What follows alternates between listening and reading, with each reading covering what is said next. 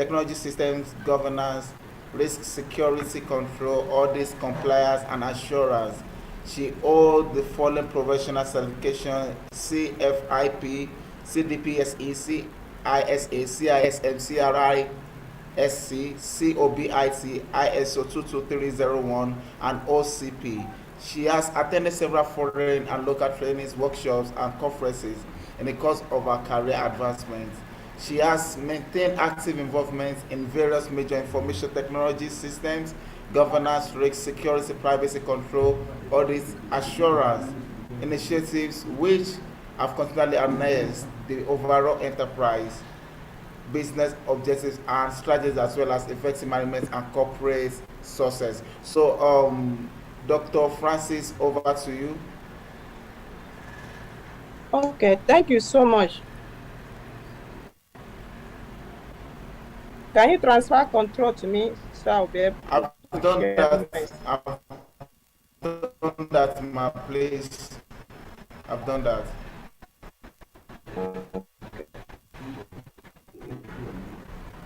Hey, Coach, please kindly close your slide.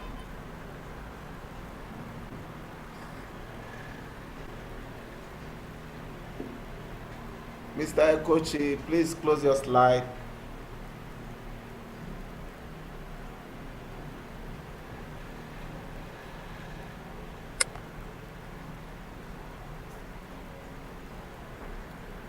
Hello, Mr. Kochi, please close your slide.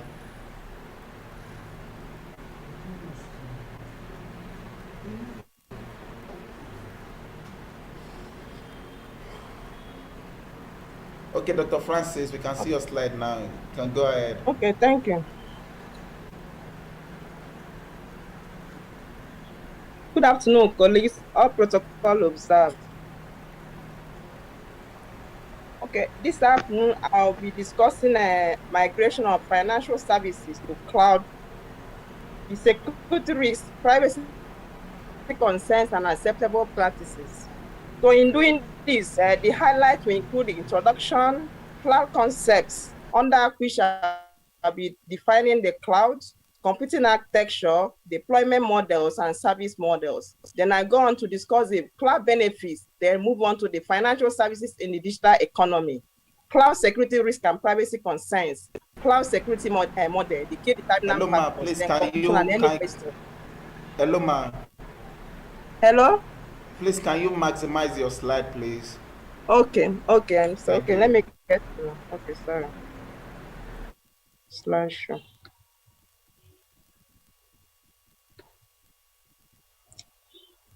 Can you see my screen now? Yes, yes, yes, we can. You can go ahead, please. Is it better now? Okay, Yeah, thank it's perfect. you. Yeah. Thank you. Like I said, I will be discussing migration of financial services to the cloud, under which I'll be talking about the security risks, privacy concerns, and acceptable practices. The highlights we take into through introduction, then the concepts, which will include the division of the cloud, computing architecture, deployment models, then the service models.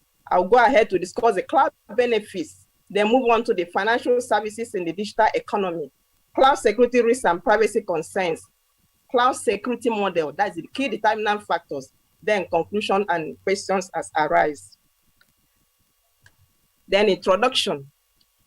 So we all know that everybody is talking about cloud, but most importantly, I'll be focusing on Nigerian financial institutions, the movement of the cloud, financial services to the cloud. What brought about is, as we know, the technology is changing, customers' need is changing, everything is changing, and banks may not want to continue to invest in infrastructure.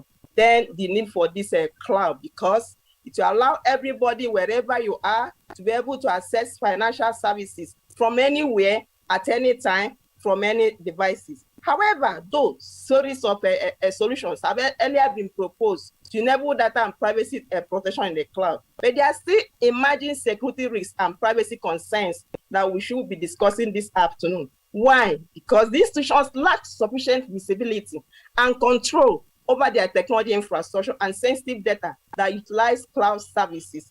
This is the main problem and challenge, and that's why I can see I highlighted it. So the emerging security risk and privacy concerns will be attributed to a lack of understanding of key factors to understand in migrating critical financial services to the cloud. What are we discussing? And what are we discussing here? Like we said, everybody is moving services. Do you move to the cloud? You class of services, which ones are critical and which ones are not critical? We'll be going ahead to see why we have these issues. Then the definition, before I move on to discuss the cloud security risk and privacy concerns, let's even look at what the cloud service is all about.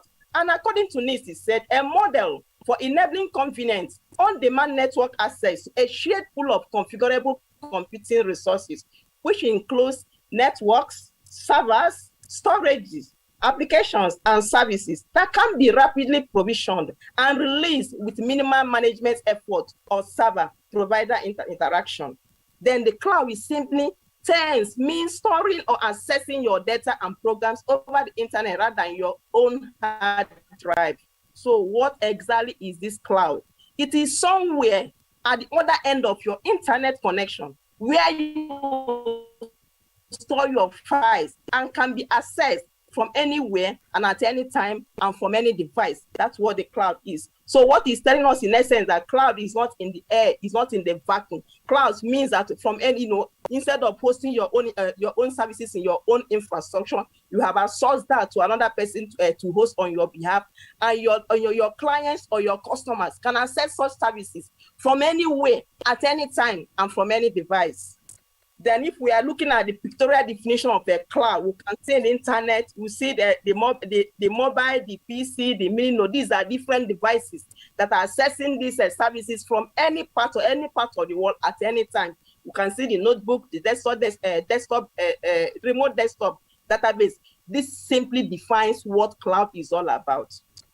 Then let's look at the cloud computing architecture. Under cloud computing architecture, there are two main things that are involved there: the service delivery model and the deployment delivery models. Now let's look at the service delivery models. Under this, we have three key service delivery models. The first is infrastructure as a service, we have platform, and we have software.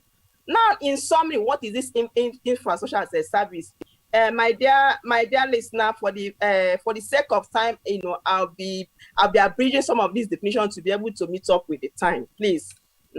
Then he's looking at the base of the cloud model. It covers servers, computer, hardware, storage, processor, memory. Common example is Amazon. What is he talking about here? Is a situation whereby you only want your service provider to provide infrastructure. Then the platform, the data, the application, every other thing, you make provision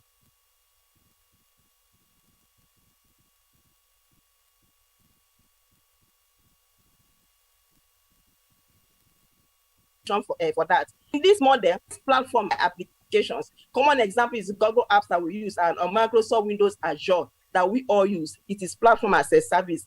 Then the last one is software as a service, which is the topmost layer of the service model. It allows users to access various applications on internet.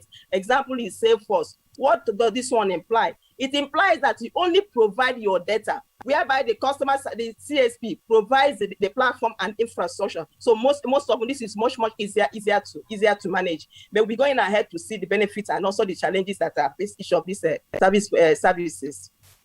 So we look at the structure. You see the software as a service or the platform then you have the infrastructure as a service. So what is telling us here that the commonest one, which is infrastructure as a service, and the way it is, so that is also the order of security and the order of how vulnerable they are. As we see, infrastructure, as we are moving along, you see that infrastructure as a service is more vulnerable, followed by platform, then followed by software as a service in terms of providing security. Because what it means that in terms of infrastructure as a service, it means that you, the data owner or the institution, will provide your security, whereby the cloud service provider is only providing you with infrastructure. Then in terms of platform, is providing both the platform and the infrastructure, and also depending.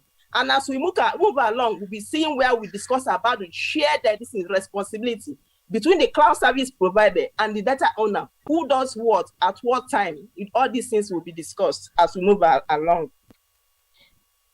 Then I just share the sample of this service model. This is a typical of the Microsoft Azure. So if you look at the topmost left, I have a whole full of the packed software. The packed software, followed by the next one is discussing about the infrastructure as a service, followed by the platform as a service and software as a service. And what is basically showing us here is showing us the responsibility between the cloud service. The first row, we are seeing a whole bunch of package software. The second one is now showing us who have the one who have in orange and the one in blue. The cloud service provider, we provide the visualization, the servers, storage, and networking. While you, the data owner, we provide your applications, the data, runtime, middleware, and operating system. If you want to subscribe to platform as a service, it means that cloud service provider will be providing you with the runtime, the middleware, OS, visualization, servers, storage, and networking. Whereas you'll be coming up with your applications and data. That is what they will make a provision for you to put in the data center. But if you want to subscribe to a software as a service, you see what the service provider will provide for you, including the security. We move ahead.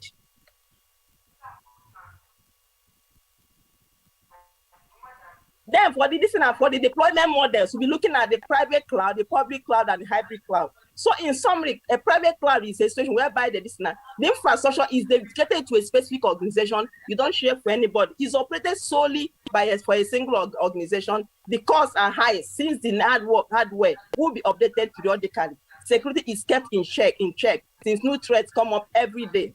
However, in public cloud, the services are open for public use. What it means that you share the infrastructure with other people you don't even know, and are accessible to be registered public users. Unlike the private cloud, the service is already attributes of public cloud. It tells us that it's not secured. Then the hybrid, we are looking at the situation whereby you utilize both private and public cloud resources. But note that public cloud is the most sustainable deployment model due to its availability to malicious public users. So let me just take this brief few minutes to explain the concept. So by the time we'll be discussing the security, will be flowing.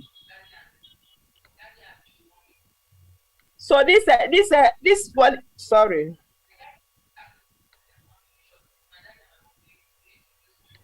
So this slide is showing us this and the benefits of the cloud. Why are organizations fast moving to the cloud, including the financial institutions? So we have a whole lot of benefits. Why business benefits, why organizations are fast moving into cloud, despite the security and privacy concerns. So these are the list of benefits, which are also not limited to this. Then we'll now be looking at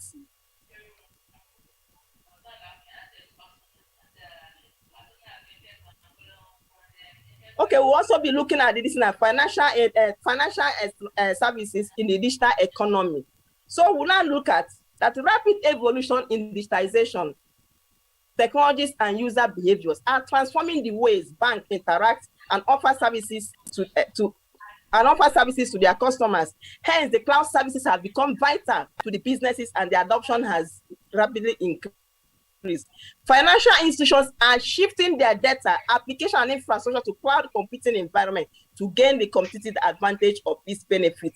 So this slide is telling us why organizations, including financial institutions, that we know that they are managing sensitive data, that they are fast moving to the cloud. Why? Technology is changing, evolution in digitization, and even the customer behaviors. Every day, customers' needs are changing. Customers are becoming more innovative in making their requests. And as this is happening, banks may not continue to be investing in technology on infrastructure, since these technologies and infrastructure are fast changes. So the migration to the cloud makes it easy for the bank to be more agile and adapt to the moving technology. So despite this, we'll see how the security concerns. We have discussed the benefits on the cloud, even despite all the business benefits, there are a whole lot of concerns that we have there that will be listing out here. The data breaches, as we often hear, misconfiguration and inadequate change control, lack of cloud security architecture and strategy, insufficient identity, credential access and key management, and a whole lot. So these are the concerns. But looking at the target discussion, the financial institutions, should they be moving along as others are moving? Are there supposed to be a requirement, guided requirements in terms of the framework, industry requirements that have to put in place to ensure the security of the customer data, both the financial data and the personal records? So having discussed these service models, you can see that each of these service models have its own privacy issues, which we have even outlined here. So that is why we are discussing about the security. What is the responsibility of cloud service provider, and what is the responsibility of the financial institutions that are moving their services to the cloud? Because these securities have to be put in place. If you don't, these are the threats. These are the baseline threats, default threats that they must be addressed. And who address it and how should be discussed and agreed between all the parties. So in looking at this, so what I've even tried to do, because this is forming the main my discussion this afternoon, the key determinant factors before migrating to the cloud, not having even despite all the benefits, and also considering security risk and privacy concerns. I'm discussing here that what are the key determinant factors that financial institutions, bearing in mind that they are dealing with customer data, financial data that are very sensitive, also knowing that even migration to this cloud that have also exposed customers' information, both financial information and the personal record and personal identification record to the internet, both Internet of Things and other things. They are key determinant factors that banks must consider and put in place while migrating services to the cloud. Because we cannot say we will not move to the cloud. It has become germane. It is a must do the way it's going, else you'll not be able to operate in the moving technology. So the first thing I highlighted there is collaborative role of the regulations. In the regulations, I listed the Senate Committee on Cybersecurity. The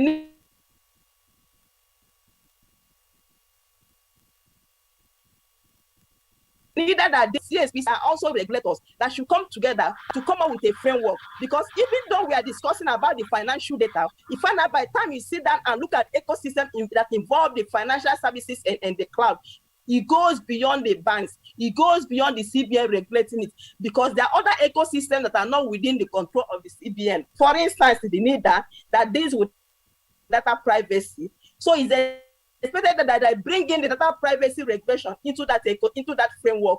Let's look at the NCC telecommunication. We all know that most banks, the highest volume of transactions now go via mobile, and most of these mobile applications are hosted in the cloud. So it's expected that all applicable stakeholders will come together, join us, so that at the end of the day, we have a complete bucket of security that should be implemented as a framework and as an industry to ensure that the services that are moved to the cloud are secured. The next item I have there is the shared responsibility between the cloud service provider and the financial institutions. One thing is very key. Most often than not, we say the service is the cloud, the application is in the cloud, but in reality, under a cloud arrangement, under governance arrangement, there should be a shared responsibility between the cloud service provider and the financial institutions. And that takes me back to why I first of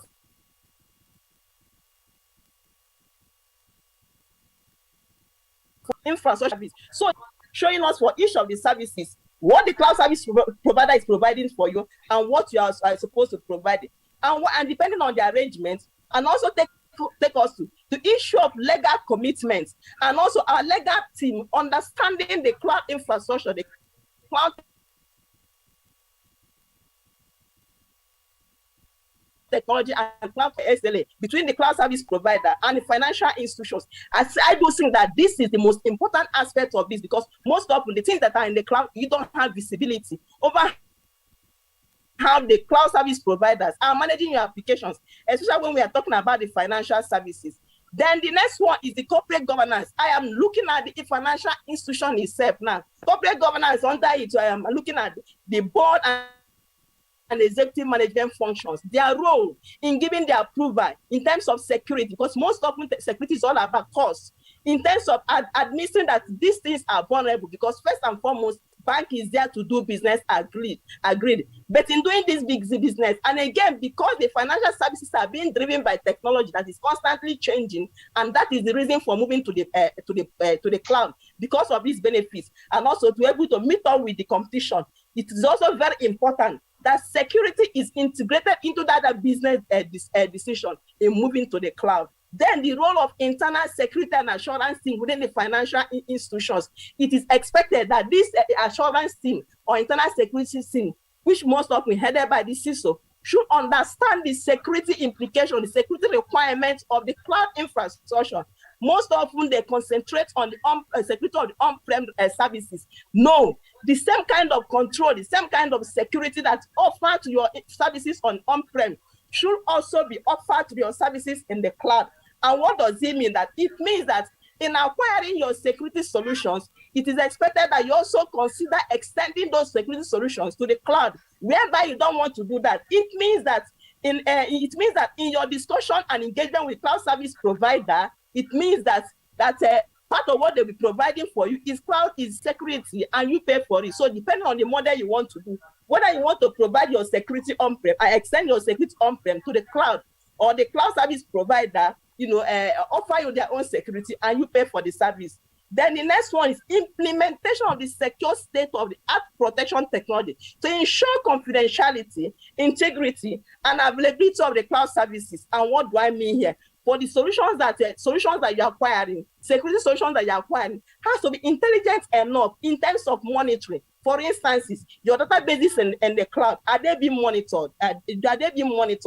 The file integrity, configuration, the change management, all these processes, the same way you have your information security policy and processes on-prem and you are adhering to it, the same way such will also be extended to the cloud to ensure the safety of the services in the cloud.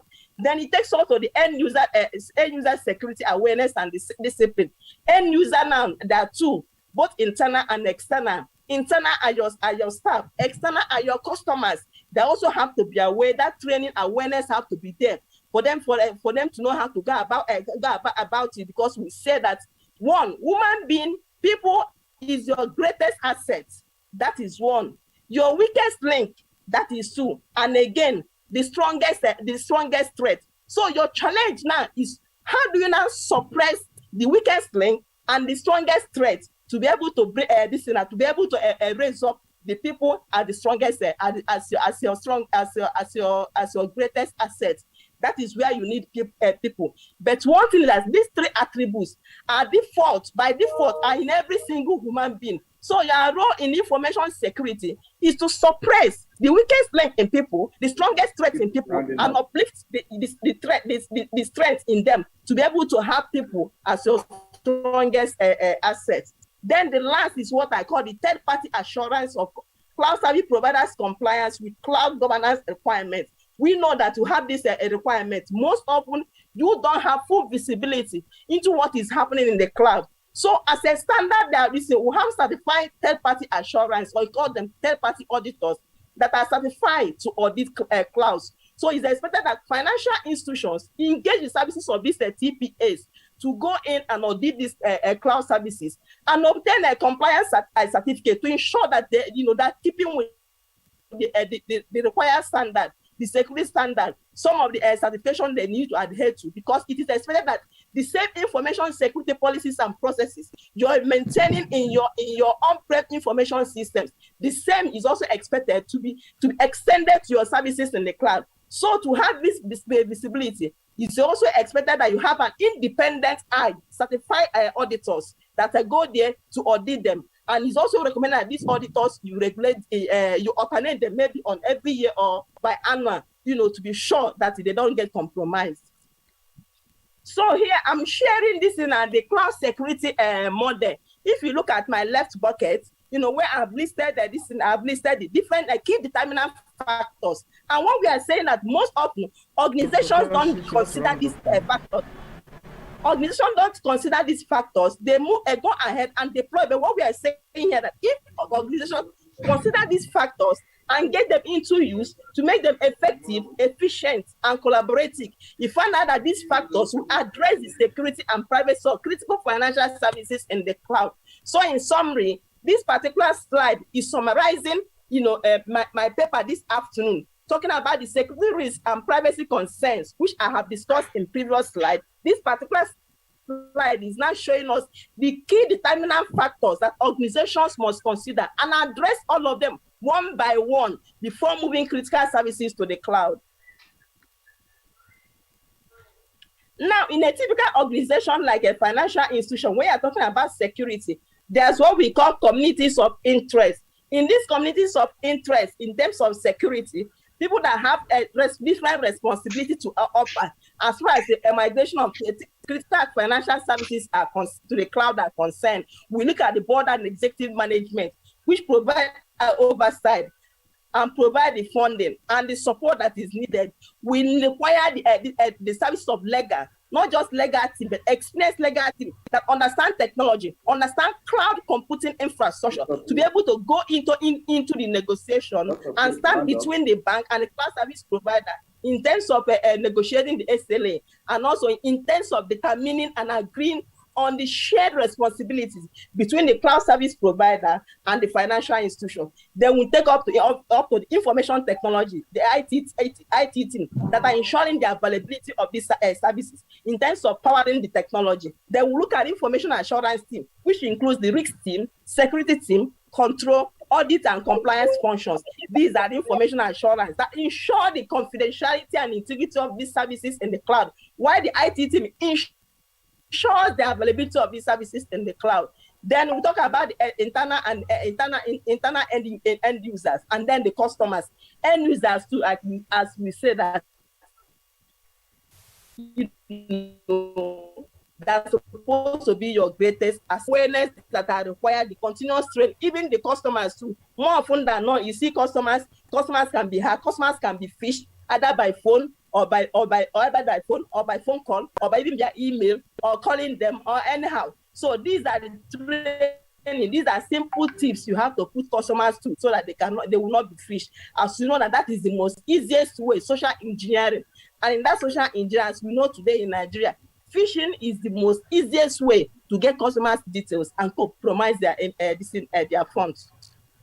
So this slide is showing us the shared responsibility model. You see, what is our main objective and main focus? Our main focus here is ensuring security and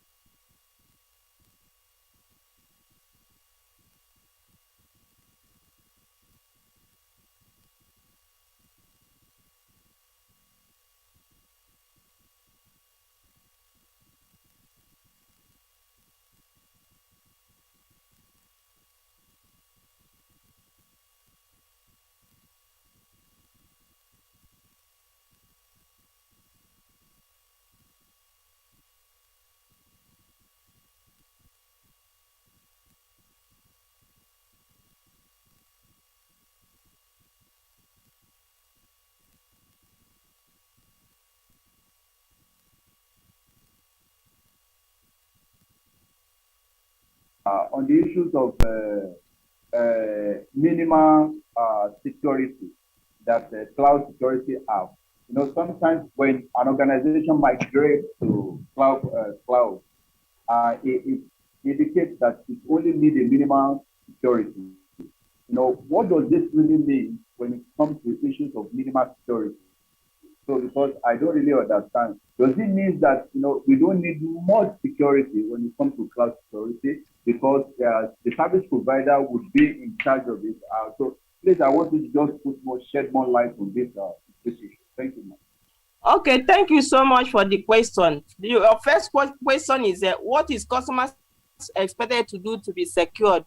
Of course, even banks we don't invite customers to come to the bank for training. There are different ways to offer these trainings to the customer. You can do radio jingles. Even in your if you go to a typical bank's ATM, you see where banks put a notification. At times they send you SMS and telling you not to give out your PIN or any personal information. In fact, most of the documents you'll be getting from bank, especially when you're opening new accounts, all these are listed there. Even CBN too has also a setting and said even a radio jingle should also be done in local language. Your educated customers will also know it. So there's been a whole lot of awareness. It's just continuous awareness and continuous awareness. But just like I said, that when you're dealing with people, like you can't determine what someone can do next. That's why they say that people, your greatest asset, your weakest link, and your strongest threat. So these threats and the weakest link are the main challenge that you have to live on, and it's an ongoing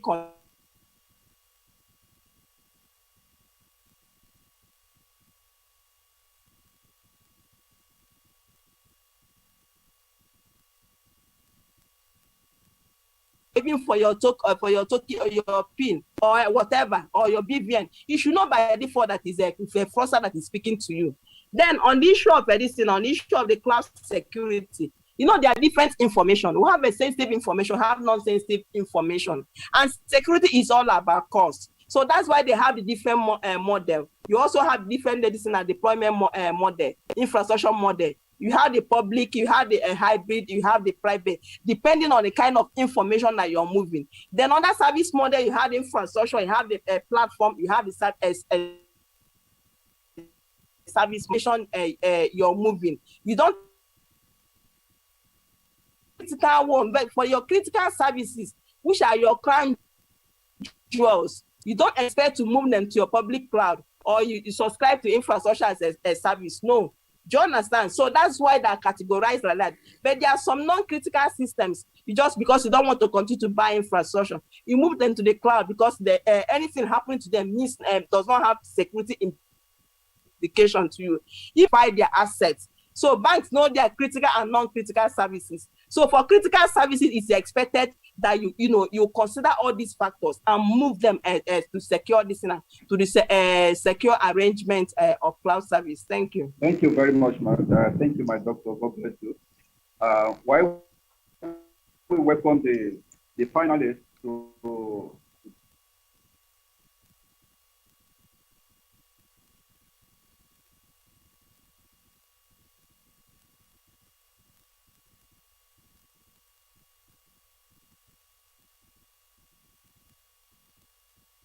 to you, Mrs. Happiness.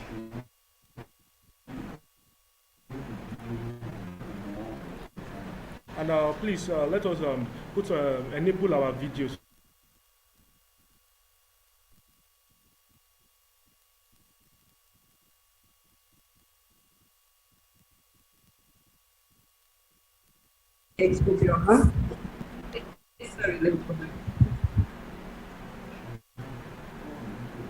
You can turn on your video, man, so I can see you, please.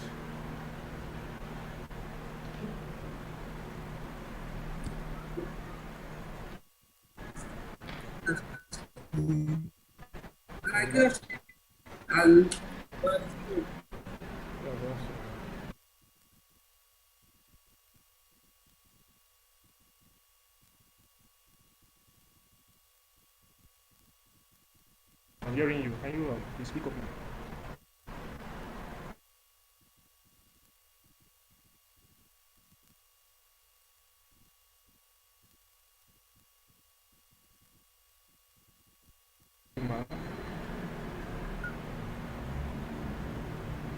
Your mic is not up. Can you increase the mic? Can't hear you.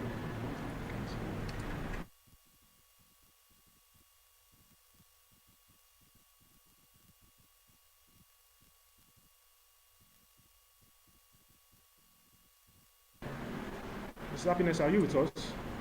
Can you kindly increase the mic? I can barely hear you. Unmute your mic.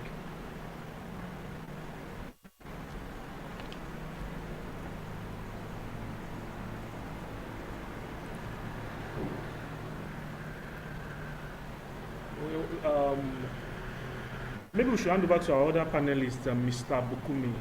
Mr. Bukumi, if you are with us.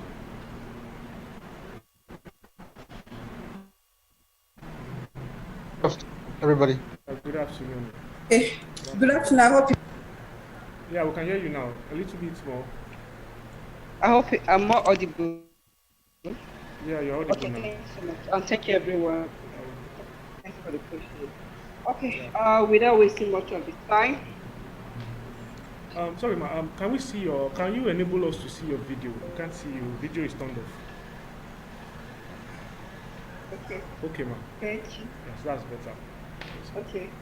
Okay, just so basically we are moving ahead. Our discussion for today, and I have my great panelists, the person of Mr. Bukumi Ojo, and then I have Mr. Ogunoye Ademola Benson. For Mr. Bukumi, Ojo is a cybersecurity analyst and security engineer. We're currently working with eCentry system. And then I have Ogunoye Ademola Benson, that is a mobile forensic expert. Currently working with NetMetrics technology. And the next person is Mr. Ifeanyi Oyo, that is he's a team lead security, that is Fidelity Bank PLC. And then I have Commander Aziz Oluwole Said, that is the founder of Chief Marketing Officer. Please, I just want to be sure we have all these good panelists in the meeting room. Can you please indicate?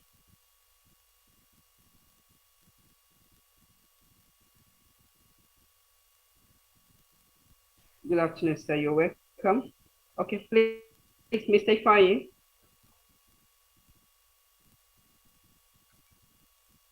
Do you have Mr. Ifeanyi in the meeting room or any representative of his?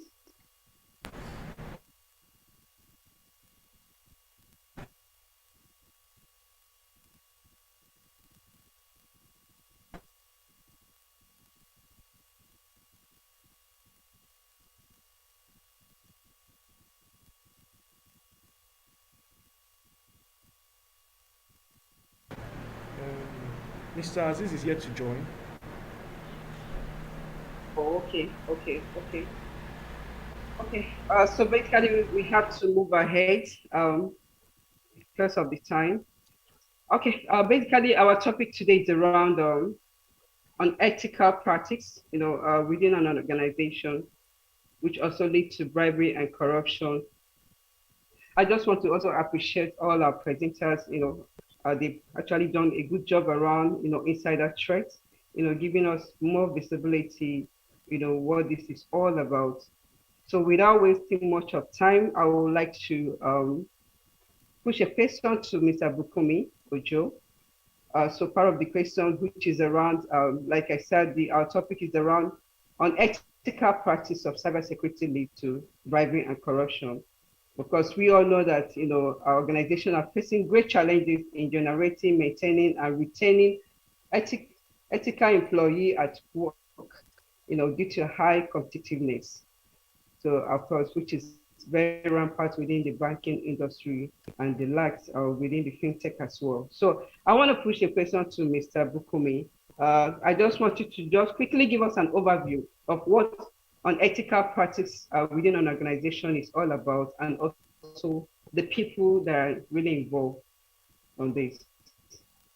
Thank you. Yeah, good afternoon once again, everybody. everybody, um, presenters and all participants. Yeah, good afternoon. From my point of view, I would just say that unethical practices, that word or that phrase, unethical practices, to me, it is not exhaustive. It ranges from coming, it ranges from doing what you're not supposed to do at work to not doing what you're supposed to do at work. I don't know if that is clear. Then to, you know, doing some shady deals and trying to manipulate figures, trying to change some things that are not supposed to change, processes and technologies, trying to cut due processes. So for me, I will just use those short I'm sorry, things. Mr. Bukumi. Please, I would encourage you to put on your video, please. Please, sir. That would be a little bit difficult. I'm currently in a place where I wouldn't want to turn on my video. See if that is fine, please. Okay, sir. Okay. Yeah. Um.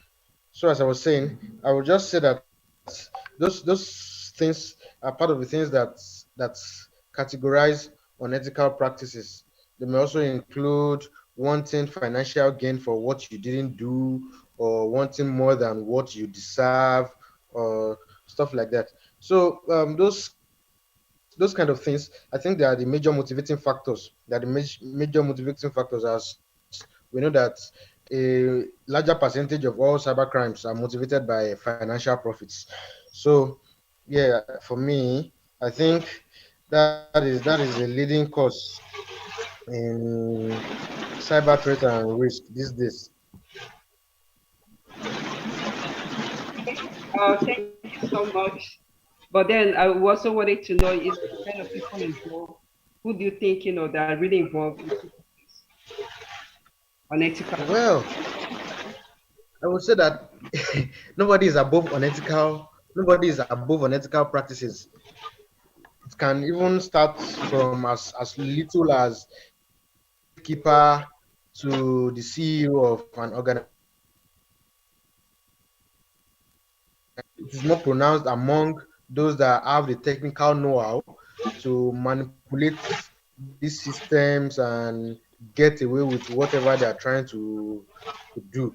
Yeah, and so if for instance, if the CEO is not much of a technical person, you can probably get the CTO on his side. There is of course a technical person, and you can start doing some shady stuff. So it really is not limited to any class of person. It can be from the gatekeeper to the CEO. It just depends. I think the major thing here is the integrity.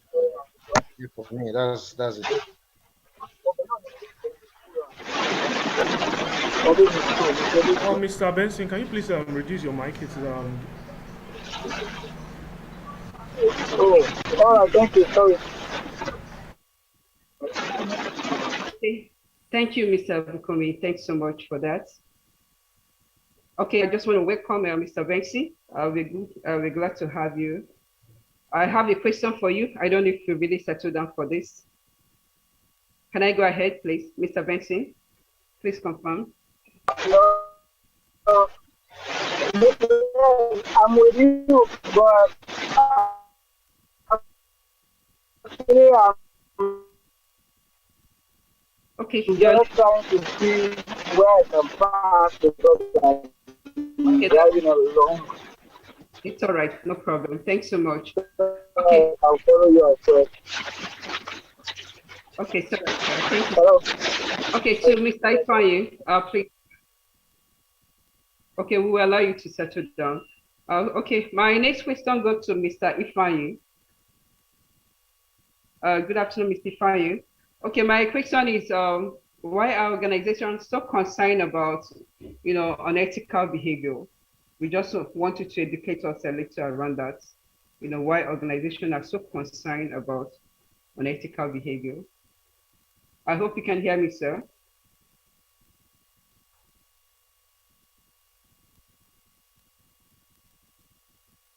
Hello, Mr. Ifanyi.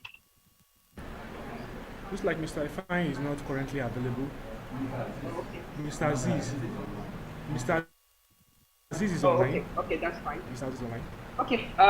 Good afternoon, Mr. Aziz. Please, my question to you, and I hope you can hear me clearly. So my question is, what is the contagious of, unethical leadership behavior within an organization? What is the contagiousness of unethical leadership behavior within an organization?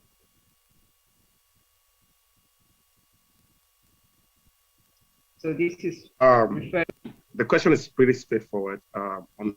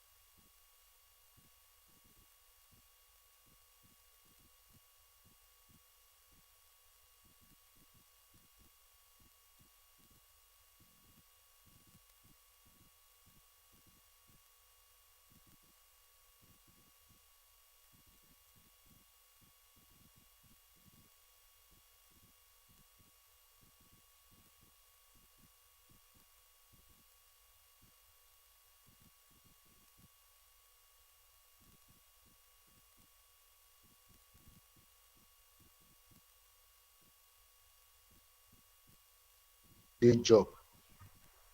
So this is a very poor practice, very poor habit that can expose the company and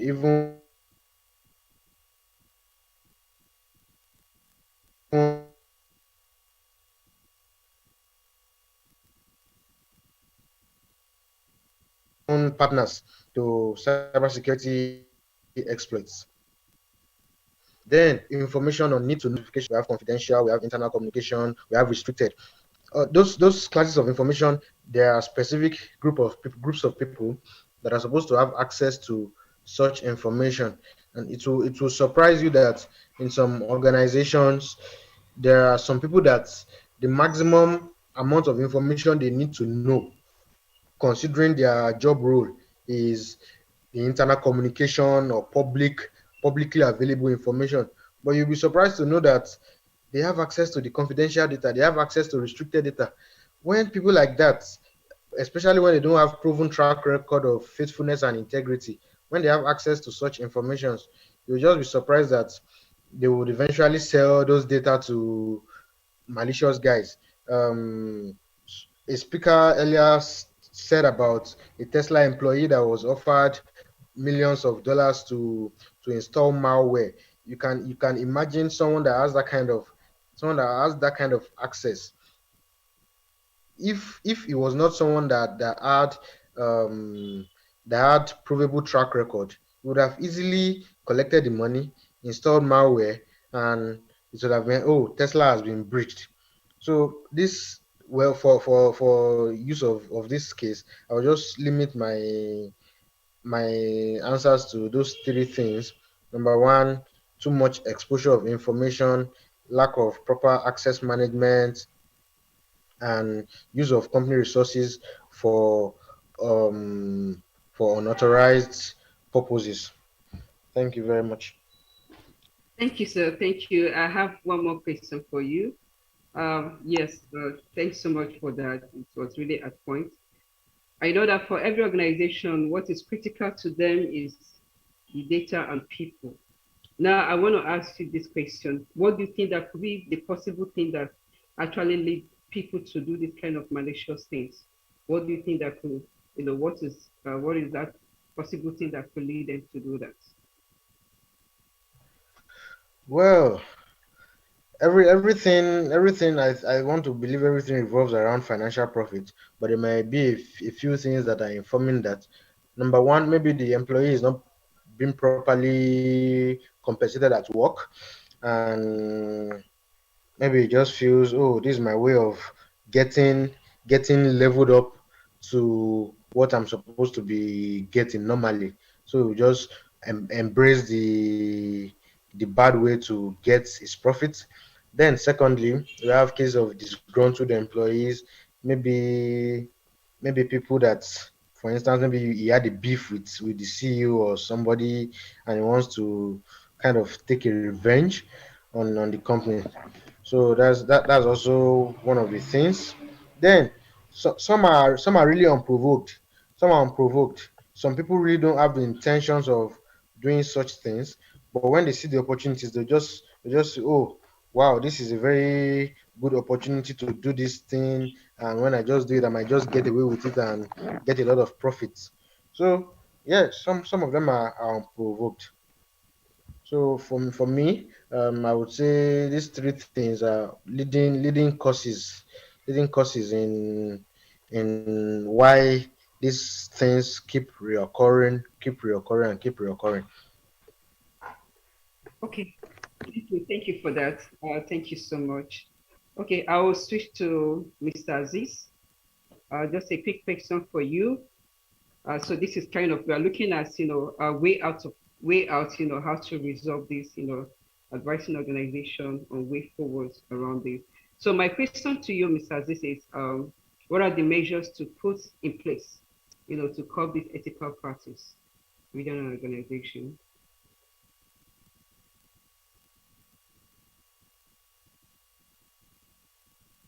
Hello, Mr. Aziz, I hope you Yes, heard me. thank you very much. Yes, sir, thank you. Thank you very much for those questions. The things we need to put in place. I love the last speaker. He mentioned something about um, having beef with the CEO, all this kind of thing as an example. People might be unprovoked, some might be provoked. Systems, setting up.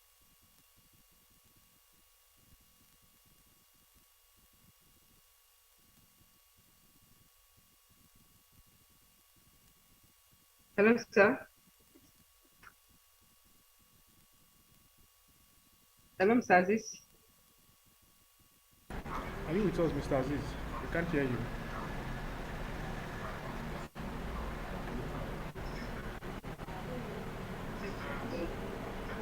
Mr. Aziz is offline.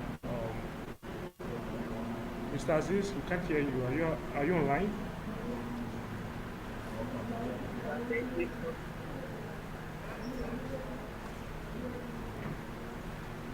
Oh, okay.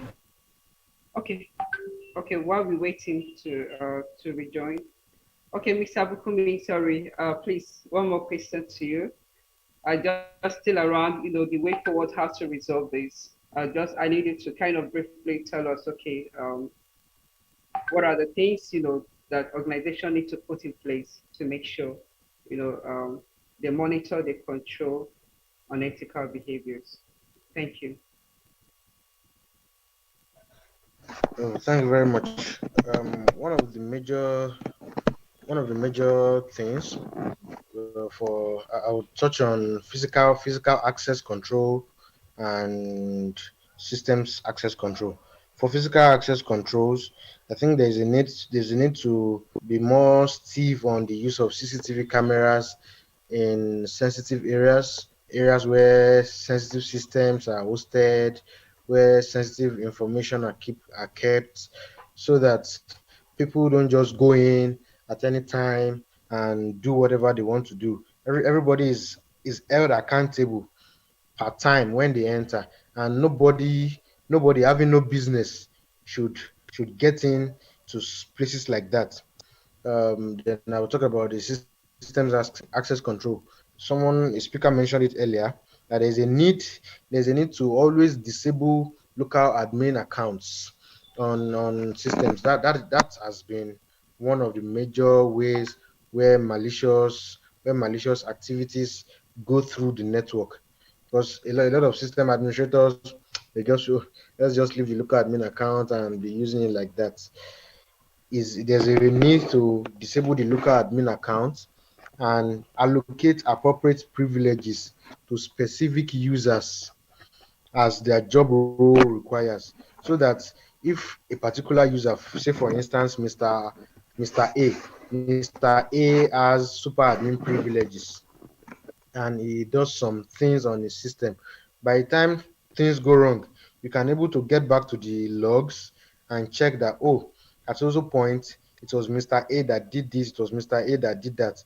But if everybody is using the local admin account, Mr. A can come there and do something, and by the time you realize it, Mr. B has come and used the same account too. Mr. C has used the same account too. It's difficult to pinpoint who exactly did these things. Then I think another thing is, like I said, some of them are unprovoked. Some of these things are caused by ignorance, employees, negligence. I think we need to ramp up on information security awareness, especially among the non-technical staff, because if even the technical staff, there might be some situations where maybe due to oversight or emergencies or stuff like that, there will be rush and they just tend to forget things and do things out of place, which might eventually make the system or the enterprise vulnerable or at risk to a cyber attack. And most of these cyber attacks, a larger percentage of them come from insider threats, like Mr. Philip rightly said in his presentation earlier. So for me, those two things are important. Then thirdly, I would say that companies really need to do better. Companies really need to do better in I would say in form of compensation, because for employees that do these things because they are not properly compensated, we can almost say that if they are properly compensated, they would not do such things. So I think that is very important to note. Yeah, for me that would be it. Okay, thank you so much. Before I allow Mr. Aziz to go ahead, please, if you have any question, feel free to drop in the chat. We have only 2 questions to take. Feel free to drop it on the chat box. Okay, back to Mr. Aziz. Welcome back, sir. Okay, the question was around the measures organization need to put in place, to avoid or cope on ethical practice. So you can go ahead. Okay, thank you very much. The first thing I was mentioning before I lost the internet was putting systems in place. Make sure you set up certain procedures, certain workplace, certain restrictions. One of the speakers earlier mentioned something about information management, or should I say information security. For us in my organization, for example, we have 2 categories of information management. We have three. We have the speed of handling information, how information is handling, and the security of the information. So, for example, in the speed of handling of information, we know how long you have to hold on to an information before you pass it on. So we have the flash, we have the immediate priority, and then we have the routine. Then, in areas of who do we share information with, we have 3 categories. We have the need to know, good to know, and no need to know. So you must know every information that, okay, this person needs to know and this person does not need to know. And I'll tell you how this is important. So that when you're talking about access control to some things, you don't fly around information that gives access to sensitive documents or sensitive area or even door, as little as maybe server room doors and everything. Some people can just easily, throw the password around and say, no, you can just press this number you get in, or allow just anybody to log into a computer or log into, open and enter into a room. Then when we now talk about information security, we now talk about what are the classification of security of information from our highest rating is secret, and top secret, we have confidential, we have restricted, and then we have unclassified. Unclassified are things that you can throw around. Restricted are the one you can only use within the company. And then confidential are things that are peculiar to people or to a situation or to an operation. And top secret are the ones that are just left for top management staff or for things. Now, those still fall under. You need to be able to track people's activities. Should I put that as surveillance? There should be something that people know that something is looking at me. Let me say an example. I remember when I was 5 years, it was my worst birthday. My mother told me that once I become 5 years, that an angel will start writing down my sin. So I thought, okay, so I can't do this anyhow now. Somebody is writing down the sin. Well, before I realized that, I realized a lot of things about religion. That guided me for a very long time of my life. Knowing fully well that someone is looking over your shoulder can always put you in check. People want to break the rule deliberately or circumstantially. Or sometimes, nobody's looking, make I do, jackpot, that kind of thing. But if there are measures in place that someone knows that when he does something, it can be tracked, it can be caught. Maybe use of things like CCTV system, maybe log of access. For example, in some of our doors, where everyone that opens the door, whether you use your card or you use your thumbprint or you use your code, we know that you enter this place at this time.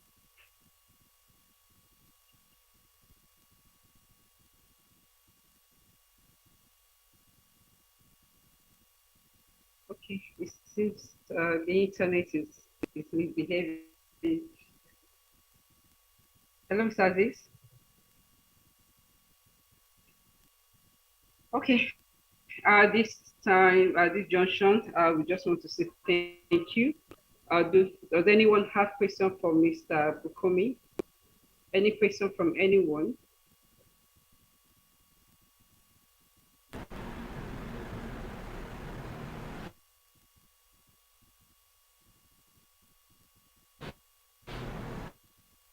question before we round it off?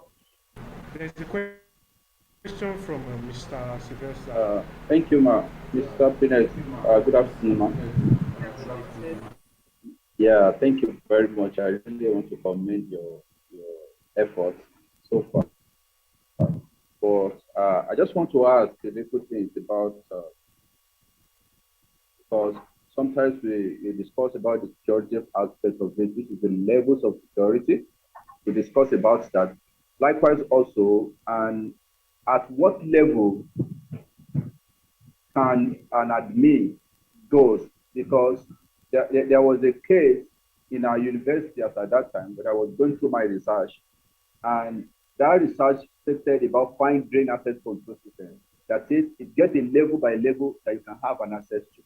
When you are a top manager, you can have access to, maybe you are the CEO of a company, you can have access to every detail that what is going on in the organization. So, but this time around, sometimes in banking sector, it's not much of that now because of the security issues. And how do you think we can deal with that kind of access privilege or access control in our organization? That is number one. And number two thing, we also discussed about the leadership issue. Like I said, we always have a leadership issue when it comes to issues of cybersecurity. So, and what can we do? Like what Mr. Gofre, I think Mr. Gofre also contributed to this one. Mr. George also contributed to this one. So, what can an individual or an organization do to be able to cushion the issues of leadership in cybersecurity domain? Okay, Bukumi, can you please take that? Can you answer that, or Mr. Aziz?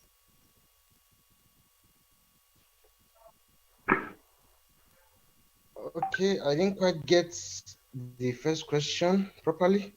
Maybe you could please. Yeah, the first question is just talking about how to limit access control, within maybe probably within the main users, how to limit access within the organization.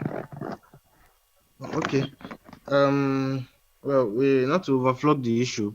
We've said that proper privilege management. So I think the first step to this is having a log of what every employee is expected to do on a day-to-day, and properly documenting, okay, at this level, what amount of information does he or she need to know, what amount of access does he need to have, and what does he not need to know. So I think first step to that is a realization. Once there is a proper outline of, okay, this is what he needs to do, and that, then it can move to the stage of approval from the top executive level. They approve, and then the system administrators and network engineers move to implement this. So I think, and of course, there should be a regular check, or as we call it in information security, audit of these privileges, to ensure that at no point were those privileges escalated, or at no point were they assigned to somebody that was not supposed to have them. So for me, I think those three things. One is outline, then two is approval, implementation, and regular audits to make sure that these things are in check. Okay, thank you so much. Thank you. Because of our time, we're actually very, very conscious. There are other people, also waiting to present. Okay, because of our time, I just wanted to just sum it up. Mr. Aziz, I'm so sorry that we had to end it here because of the time allocated to us is almost past. So the overall, it just for the sake of our audience, I would just say thank you once again. But the important thing, what we're trying to communicate is to say it's very, very important for organizations to make sure they put necessary check in place, around securing their critical infrastructure, and also to make sure, yes, the required tools and trusted vendors, solution vendors, that is well implemented, within the organization. And of course, just to make sure there's continuous, phishing education, cyber awareness, for people to also understand, what it takes, for everyone to secure yourself, you secure the business as well. And then, of course, also I feel leveraging on soft vendors, for continuous monitoring, protection, detection, and response, against any malicious activity is really, really key. And I feel from this point, I just want to say thank you once again to Mr. Bukumi. At this point, we're going to end our session. Thank you from my own side. My name is Happiness, the country manager for this. May God bless you. Thank you. Yeah, thank you very much, Ma. What a wonderful presentation from our panel on ethical Thank you practices of very much. cybersecurity. Yeah, thank you, Mr. Bukumi, Mr. Aziz, and Mr. Ojo. Our next speaker, we want to introduce Mrs. Mrs. Chinatu Uzogui. Um, sh-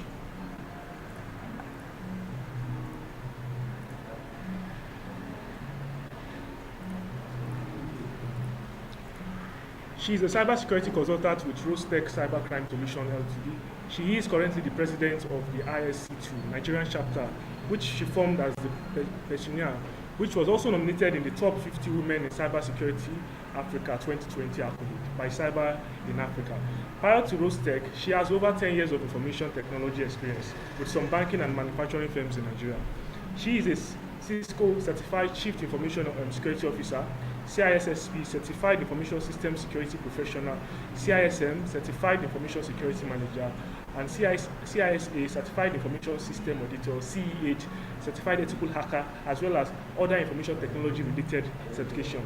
She now facilitates cybersecurity workshops and has published articles and slides on various platforms with viewers all over the world, including SlideShares. She delivers pleasure in mobilizing women into cybersecurity workforce, where the percentage is currently at the minimal compared to that of men in the field. So I'm going to be handing over to Mrs. Chinatu for our presentation.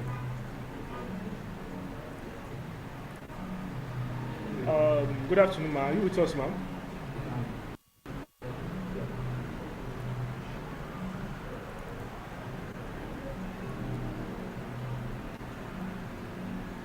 Good afternoon, ma'am.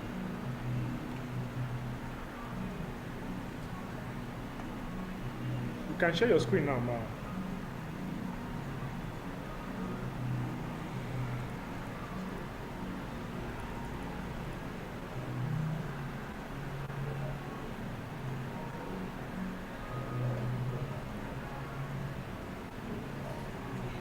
As we are waiting for Mrs. Chinatu, please let our speakers remember to submit their slide if they've not to the chat box.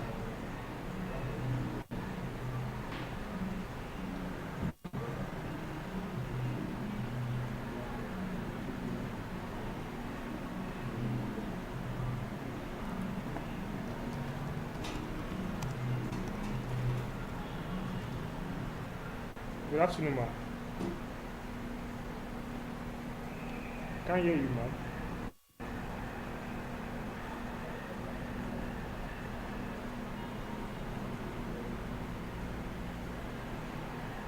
Your mic is not on, ma'am. We can't hear you. We can only see you. We can't hear you.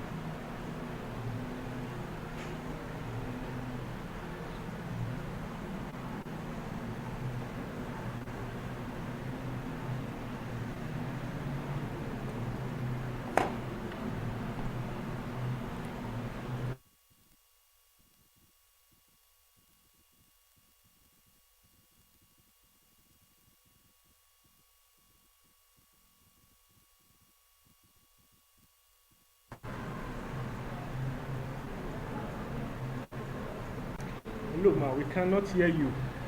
I think you have issue with the mic. The mic is not coming up. We can only see you. Please check your network.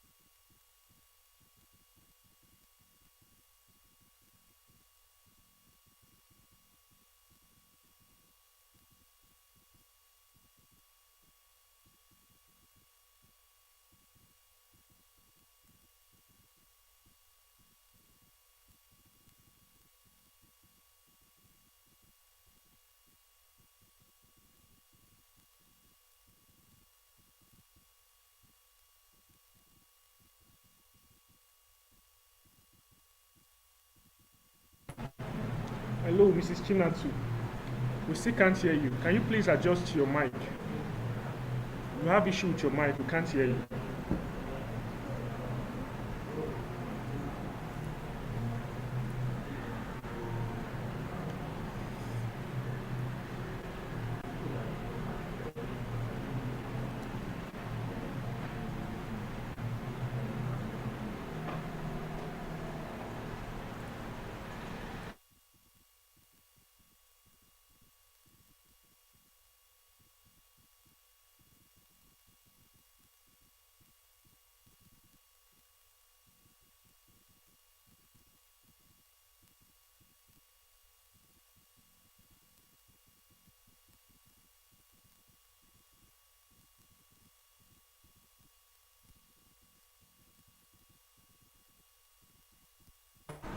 It looks like Mrs. Chinatu has issue with mic. So before she gets that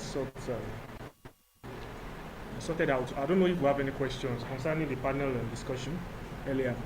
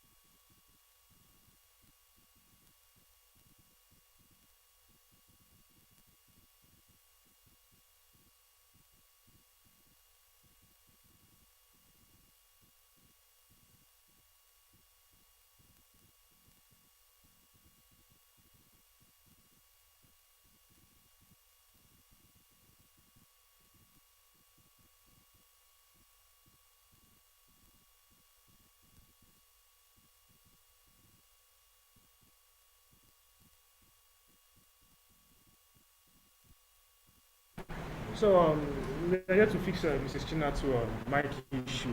So not to delay on that, we'll be asking a few questions that we have here. So I would like to throw the question to our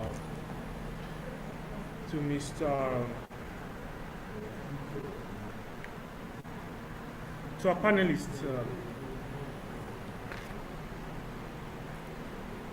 Can you hear me? If you can hear me, please signify.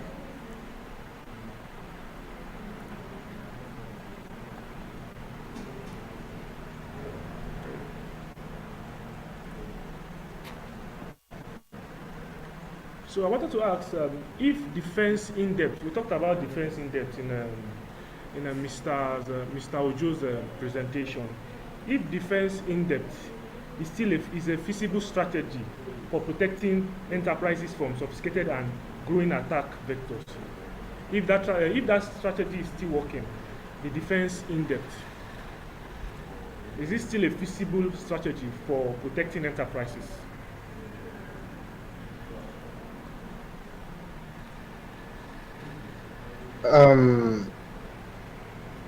Myself. Okay. Thank you very much, Mr. Shaggy talked about defense in depth in his presentation earlier, and I want to reference that. Like the saying goes, there's no silver bullet in security, and there's no such thing as absolute security, right? So this will always be useful and will always be a way of tackling cyber crimes. Defense in depth by saying that okay, per layer of the OSI model has about seven seven layers. We have application transport, security. Defense in depth is just let me say not using too much grammar to to package it. Defense in depth is just a way of saying that putting a security measure in each layer. That's just it. Putting a security measure in each layer. For instance, you want to enter a building, and by the time you enter the gates, they ask for your ID card. You give it to them. You get to the next gate. They require you for thumbprinting. You give it to them. You get to the next gate. They require you for biometric iris scan. You give it to them. So those things are that's just the way defense in depth is per layer of the OSI model. So it will always be stronger compared to when you have just one gate and you get there, they ask for your ID card and you're able to enter the building. So yes, defense in depth will always be a pragmatic approach to tackling cyber crimes. Thank you, Mr. Ojo, for that answer. That's a nice insight into defense in depth. So let's introduce Miss Professor Alice. Good afternoon, sir. If you are with us, you can signify, sir. Mrs. Professor Alice.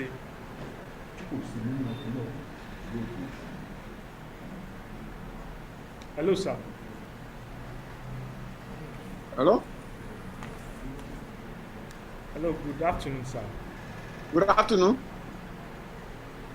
Yeah, I want to welcome you to CyberAcon'21, and you're presenting for us next. Okay. So I'm handing over to you. Okay. Yes, sir.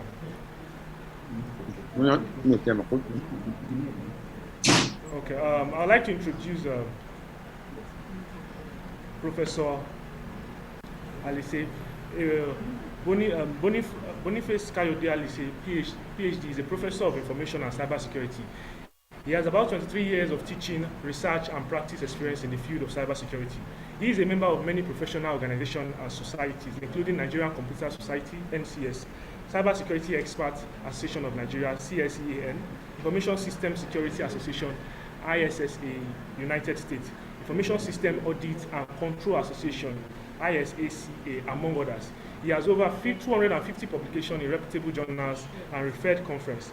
Proceeding to his credit, he is the editor-in-chief of International Journal of RFID Security and Cryptography, IDRFIDSC, based in the United Kingdom. He is a consultant to many organizations on cybersecurity. I welcome you, sir, and you can take on. Thank you. Good afternoon. Good afternoon, sir. Yes, sorry for having to join you late, and I'll just have a short time with you because like I told the coordinator, today is the convocation day in the university, and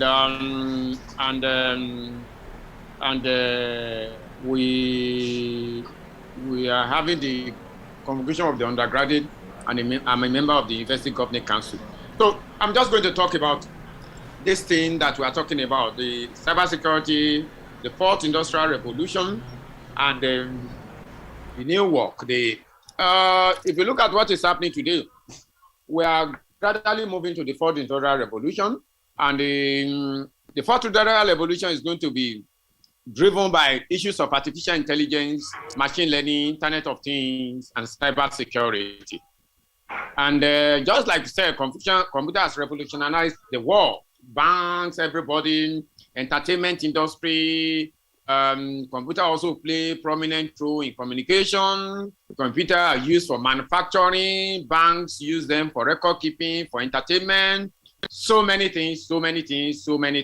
And computers now have considerably changed the lives of human beings. And what we are looking at today, people can drive computerized cars. There also exists a computer is an electronic brain that people now rely on artificial intelligence, which is one of the very important factor in the fourth industrial revolution. And in the health sector, computer can keep patients' records, schedule personnel, and all the rest. They provide assistance nowadays. You have computer assistance to disabled. Say, for instance, I have one of my ex-students who is now in the United States of America.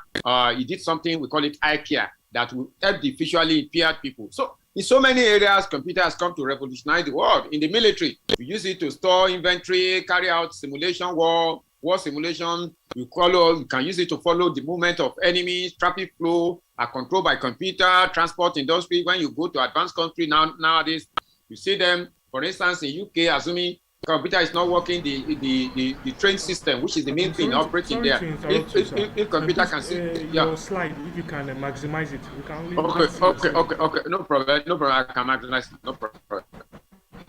Okay, sir. So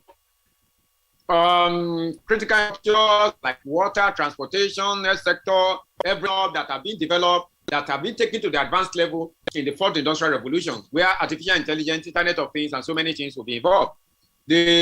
But we have challenges, and that is where the fourth industrial revolution come up. And what do we talk about in fourth industrial revolution? How does cybersecurity come in?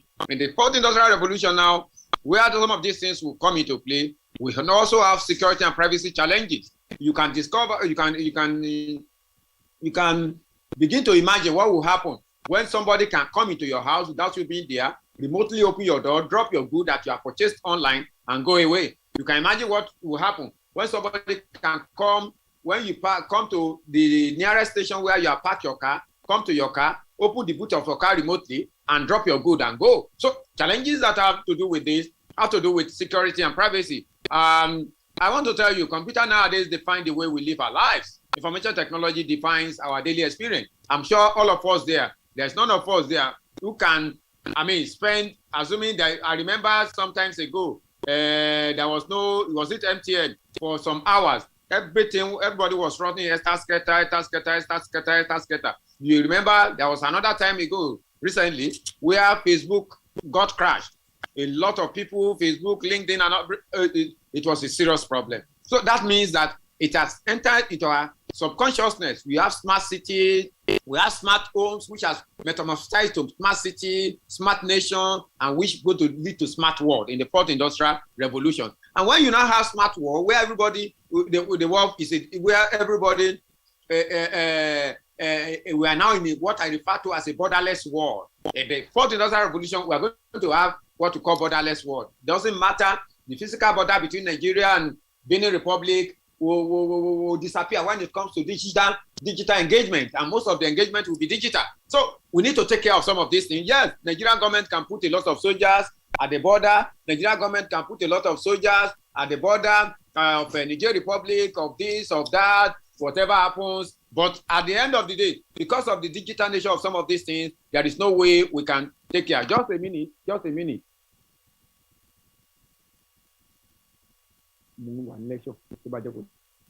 So sorry. A city smart investment in human, social capital, transport, IT, smart, all these have to be things we begin to plan for in the post-industrial revolution. Like I said, from smart city, from smart home to smart city to smart nation to smart world. Well, when we now talk of the security question, the question now, when it comes into this fourth industrial revolution, is that the security question at individual organization level is now whether information technology has enhanced or jeopardized at this level. Otherwise, the security of the world, how is it fair? How is it going to fare? In the US, I remember when Obama was the president, he said something. He said the prosperity of America will be dependent on cybersecurity. Well, I don't know. If I can extrapolate it, I can say the security of the world. And you have what we call the forms of protection, which has to do with authentication, that is used to identify the user, confidentiality, protection of information that we send, and the integrity, the service that protects data against active threat. We have what we call the non-repudiation. That is when you talk of the non-repudiation. There are so many things today now. Somebody committing an act digitally and trying to deny that it's not the sort. You must have a way of tracing it to criminal who committed this act. You can't deny, you must find a way to make sure that you can't deny it. And this has to do with issues of digital signature cryptography and all the rest, availability. So many people nowadays, what do they do? So many people nowadays, by the time they have concerted attack, even your service you will not be able to use. And the issue of availability becomes problem. And that's what we call, it comes like denial of service attack. All these are the issues that are there. You also have the issue of cybersecurity. So when you talk of cybersecurity, professionals have defined it in different formats and all the rest. In office setting, one individual will need to go to another person's computer, we install a flash drive and copy confidential information. These are basic things that we need to take care of in the fourth industrial revolution because everything is going to be digital. When you talk of cybersecurity, there are things that are involved. You talk about the people, you talk about the processes, you talk about the technology. For instance, in any organization in the fourth revolution, every employee is a threat. In fact, one thing in the cybersecurity palace, we say the trust is an enemy of security. Trust is an enemy of security. You don't trust anybody. Trust is an enemy of security. Even your best friend in your organization, your best worker, it can do something that will throw the whole organization into chaos tomorrow. So people, do you have well-trained people? What is their knowledge in cybersecurity is very, very important in the fourth industrial revolution. Processes. What are the processes of communication in your establishment? Documented processes should also be clearly defined. Technology. What type of technology are you using? Many of us, part of the technology, even software, most of us pirated software, we buy on the shelf, off the shelf. They come with attendant threats. And we have said the cost of cybersecurity. Why cybersecurity is important in the fourth industrial revolution? The cost of cyber crime is increasing every day. The cost of committing the crime is reducing. The cost paid is increasing. And when the cost of committing is decreasing and the cost you pay for the crime, the result is increasing, you have a problem. You have a problem, and it begins to give us all of a lot of worry. Cyber attack continue to grow in sophistication, in method of attack, and so you remember the Petya, the WannaCry, the NotPI, all these attacks. They have been things that have happened before, and cyber attacks have become very lucrative today around the world. If you look at threat maps, you see a lot of it has become very lucrative, either by this, most especially by the state by non-state actors. Well, the truth of the matter is that the non-state actors usually have subtle backing of the state actor, but they will not want to own up. These are some of the things. And new regulations. And that's why even when you turn to the matter of law, when it comes to cyber crime or cyber security law, it's something that is beyond border because cyber crime has international dimension. The law guiding it also has some international dimension. Security issues, for example, security issues have become very astronomical in context, and a lot of crime. Look at it. Sometimes ago, 23 financial crime committed between 1996 and 2000, 87% were accomplished without even the people knowing the knowledge of cyber security or technology. There's one man called Lois. He committed a sabotage that resulted in $10 million loss, sometimes many years ago, and some layoffs. Two traffic engineers at the time, they made sure they disabled the traffic in Los Angeles capital, and there was a lot of chaos. Just like I remember fella in those days when he sang, motor is coming from the east, motor is coming from the west, and nobody can move forward. You can imagine what will happen. So many of them, breaches, former account payable clerk at North Bay. You assess the firm's accounting software and issues 127 checks payable to himself and others, and at the end of the day implicated another person. So many of them, the war of malware, which have happened through the Slammer War of 2003, and many of them are still happening, and they are becoming. And you can see chain of computer attack. You can see the malware from the attacker, from the attack command, botnet, attack packets, and all the rest. We have many things, and we have malicious cyber crimes. We have the global, where you have the criminal action, the estimated costs that have taken place in the recent time, up to 2017, piracy.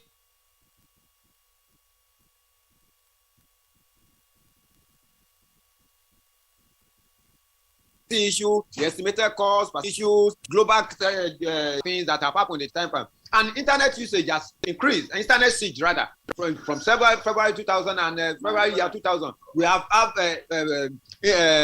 internet has been under siege.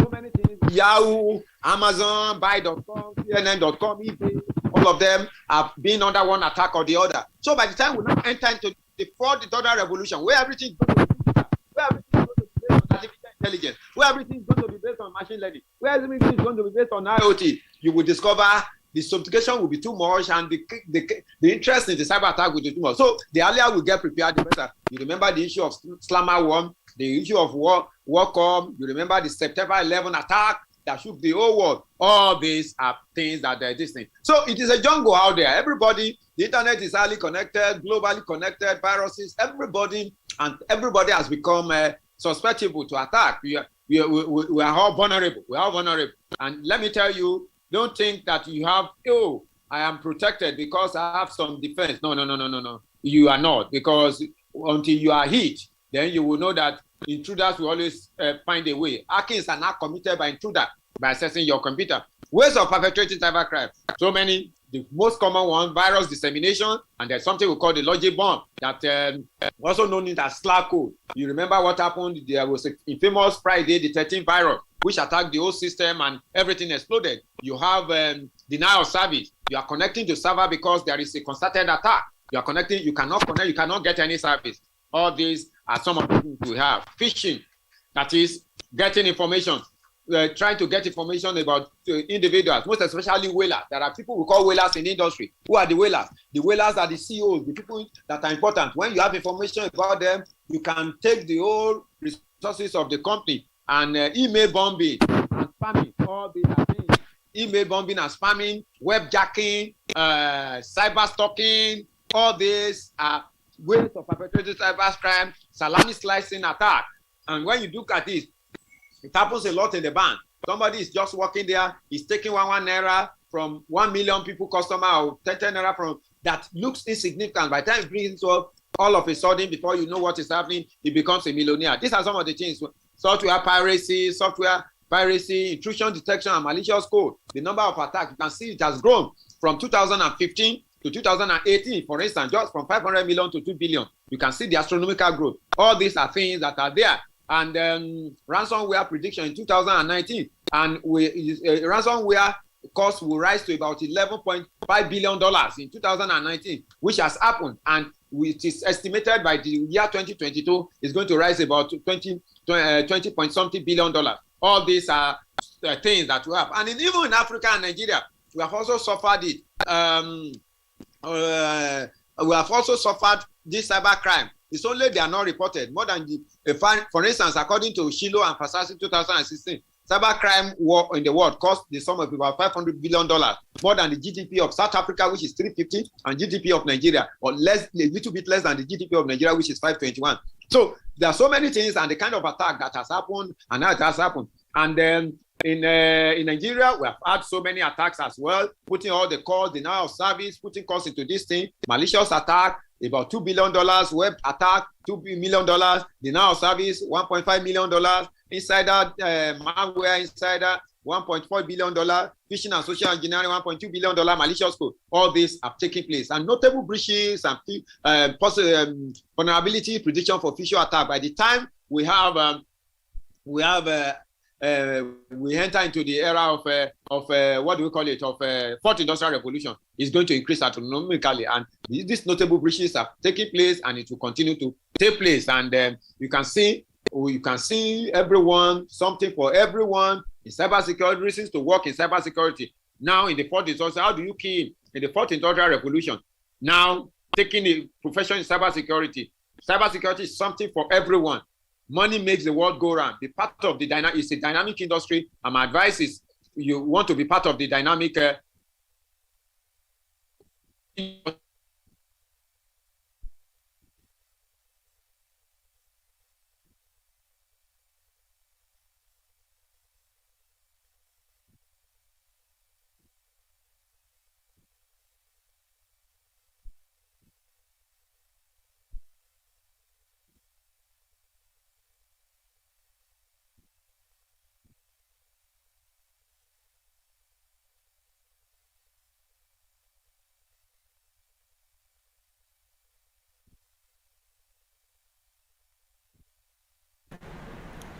Hello, sir. Please, we can't hear you, sir.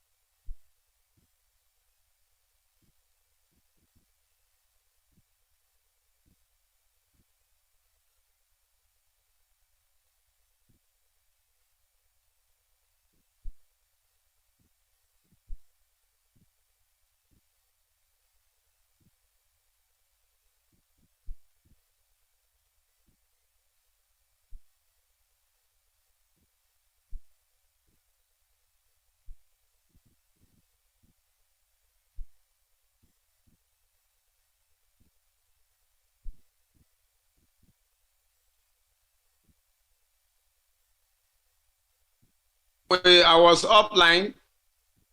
Sorry. So I just came to, because today's convocation, I just took the time off to come and. Thank you. Are you there? Can you hear me? Yes, sir. We can hear you. You can go. Can you ahead, hear sir. me? Yes, sir. We can hear you, sir. Thank you. Thank you. No, I'm done. Yeah. Thank you very much. I don't know whether I have any question before I run again. All right, sir. Thank you so much for that session, sir. We really appreciate. Okay. We have a question from Mr. Sylvester. Okay, so Mr. Sylvester, over to you, sir.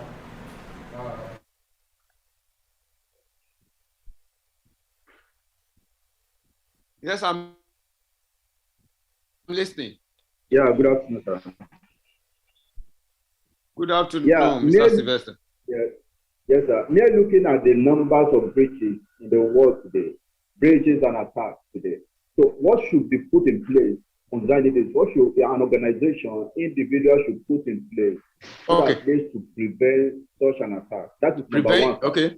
And on the issues of law, law, when it comes to cybersecurity law, does Nigeria really have a capacity, or does Nigeria really have a good cybercrime law that can bind Nigeria from being into cybercrime? That is number two. Number three, you made mentions of WannaCry, because many people don't even know about WannaCry. So can you please expatiate more on the issues of WannaCry and how would an organization prevent such to happen? Thank you. Thank you very much. Let me just tell you straight. Number one, on the issue of prevention. In cybersecurity, we try to prevent, but we know prevention is not totally possible. So what we do is detection. And that is why management. Any organization must, like I teach my students, we are not talking of, sorry, I'm connecting with my phone. We are not talking of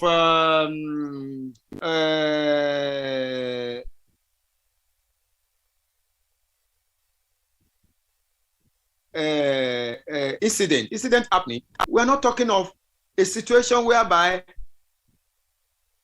you are not going to be attacked. It's a question of when. So in cybersecurity palace, we don't close our eyes to say, oh, we can never be attacked. Yes, we try to prevent, but in most cases, prevention is almost impossible. So what happens?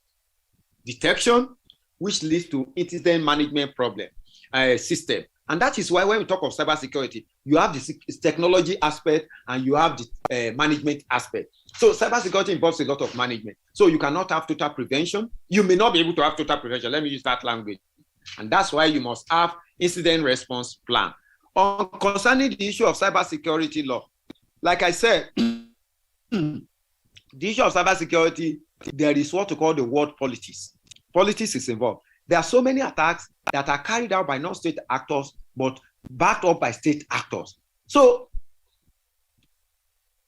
from country to country, the law varies. But when you come to particularly Nigeria, the problem in Nigeria is that we are not even engaging the professionals in preparing the cybercrime law. But we cannot say we don't have law. We have law. And just like I mentioned sometimes ago when I gave my inaugural lecture, Yes, we have law, but the law are not able to take care of the various type of crime we have in the cybersecurity. And when you talk of, sorry, my network is testing. When you talk of the WannaCry, I'm sure you know this cry is some of ransomware that affected Windows computer in the year 2017 that infected a lot of them. And thank you very much. Sorry, I will be taking my leave now because some of that is not taking over. Thank you very much. Thank you. All right, sir. Thank you so much. Thank you, Prof. Okay, for that powerful session. Okay, we're still trying to bring our next speaker on board, but I think there is some technical issue.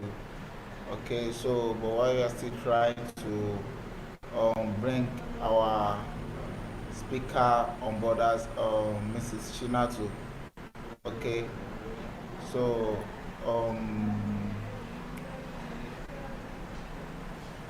okay, so I don't know if anybody have question for our speakers. Okay, we have question you can ask now while they give their response to the question.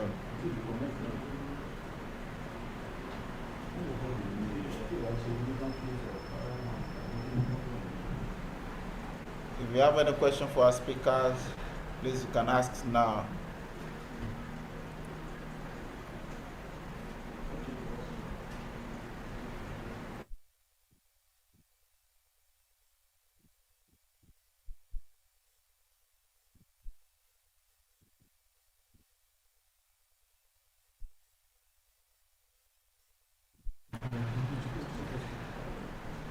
Okay, while we're still waiting for anybody to have question, okay, I don't know from the attendees so far, I don't know if any, Mr. Baka, are you there? Hello, Mr. Baka.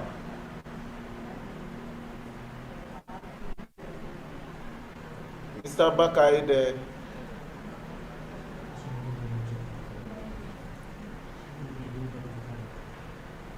Mr. Baka, if you are there, please kindly unmute your speaker and give your response.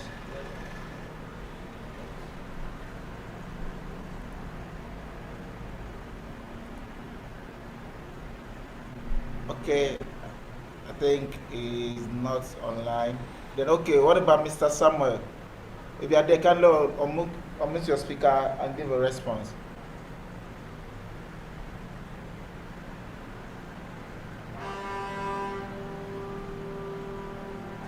Hello, are you there?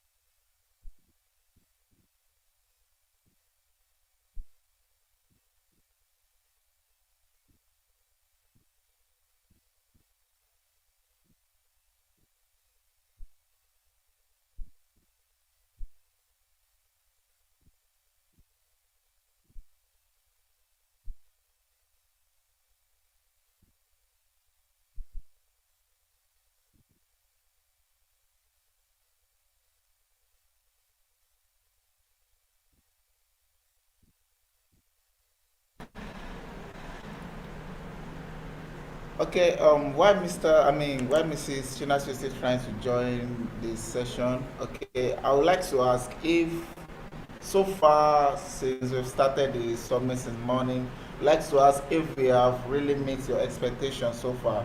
So I want a response from each of the speakers that are present here now. Okay, want to know if we have met your expectations so far. Okay, let me start with I start with Mr. Godfrey. Mr. Godfrey, if you are there, please, I'd like to get a response from you. Mr. Geoffrey of yeah, it's really quite an interesting summit. So the expectation was exceeded as far as I'm concerned. So there's nothing really much to talk because it's so excited. I learned a lot from other speakers. So it's a way of sharing knowledge so that you can also understand that you don't have it all. You can also learn from other experts. So for me, my assessment is that the expectation was exceeded. Oh, Thank you wow, very much. wow. Thank you so much, sir. We really Yeah, appreciate that yeah. comment. All right, so you can mute your speaker now. All right, let me quickly ask Mr. Unjese. Mr. Unjese, we'd like to know if we have really met your expectations so far. Mr. Unjese, are you there? The other, please kindly unmute your speaker and give a response.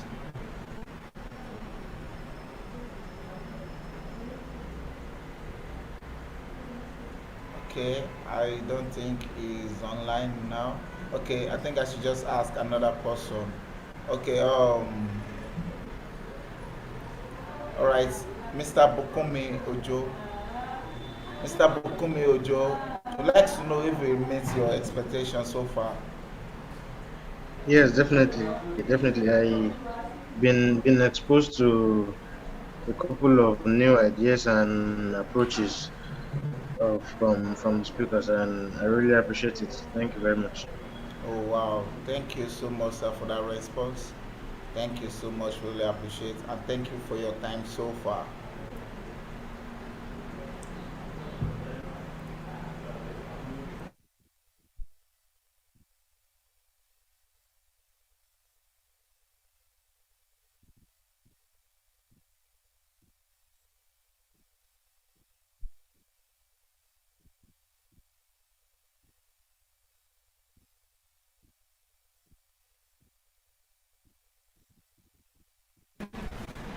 So as we're waiting for our last speaker, Mrs. Chinatu, well, it has been a wonderful conference and an interesting one. One question I would like to throw to our speaker today is it possible that firms in our country, in Nigeria, or let me say Africa in a whole, is it possible for them to master the digital challenges of this our fourth revolutionary, as our professor said? If it's possible for the firms in our country to master digital challenges, or do you think there's any ways you believe the firms in our country can master digital challenges when it comes to fourth industrial revolution and the challenges of cybersecurity?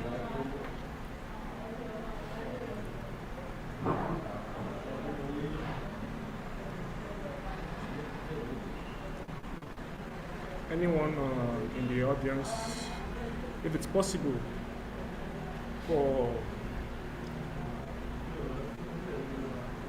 our country, or let's say our continent in a whole, to master how to challenge the digital challenges we have when it comes to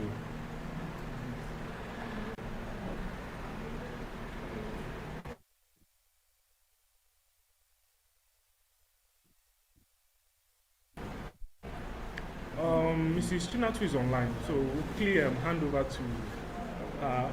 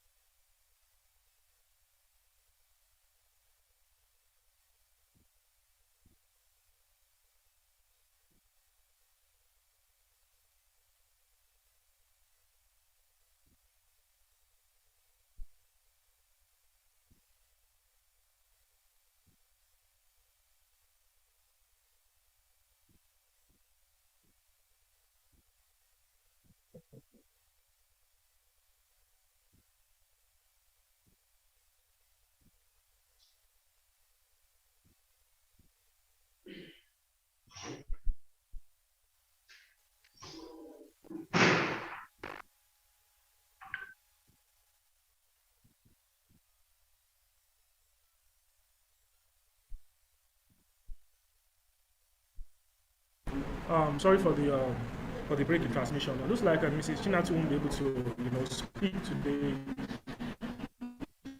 She says she has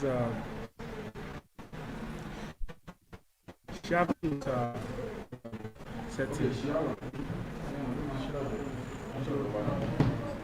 I want to hand over to Mr. Sylvester.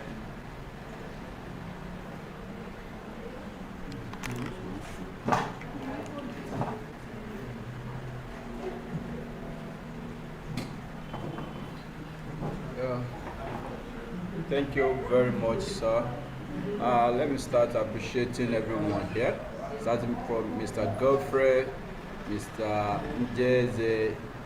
I want to appreciate everyone for being here with us. Like I said in the morning, that we are going to enjoy why we are here, and I believe we have already enjoyed the dividend of having this kind of cybersecurity summit.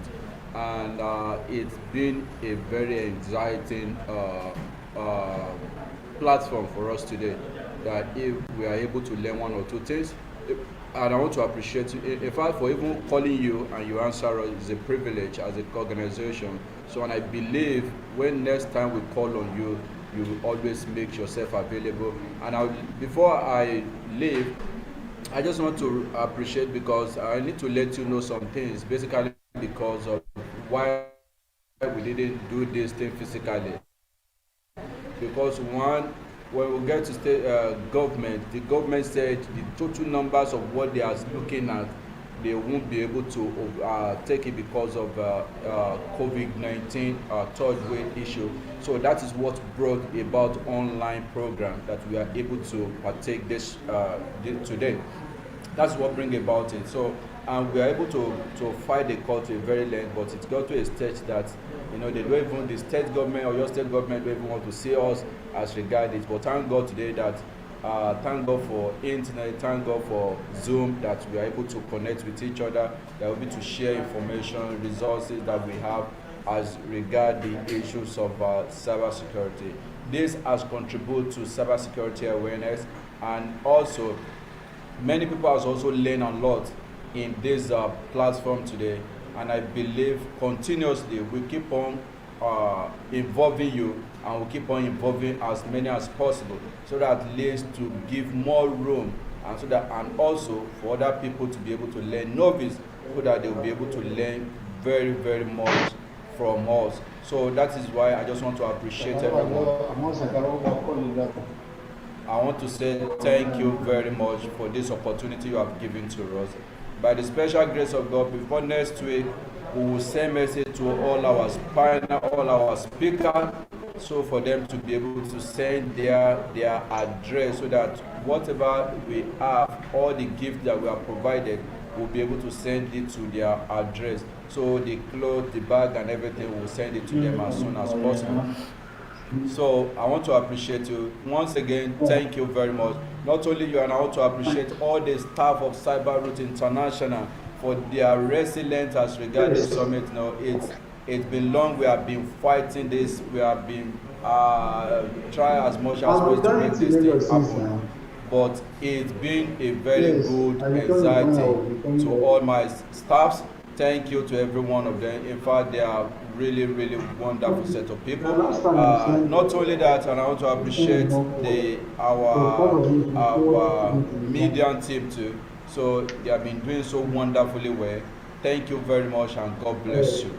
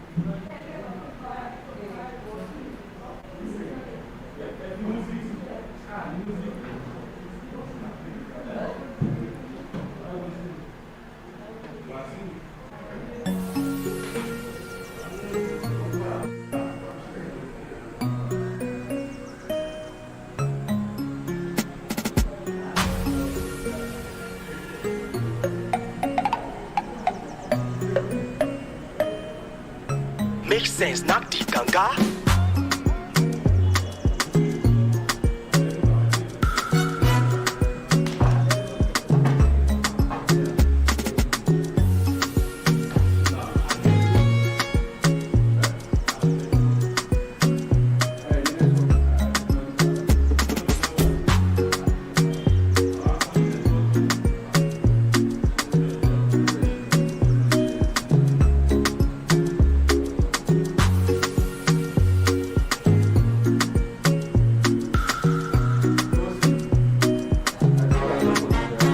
Ganga.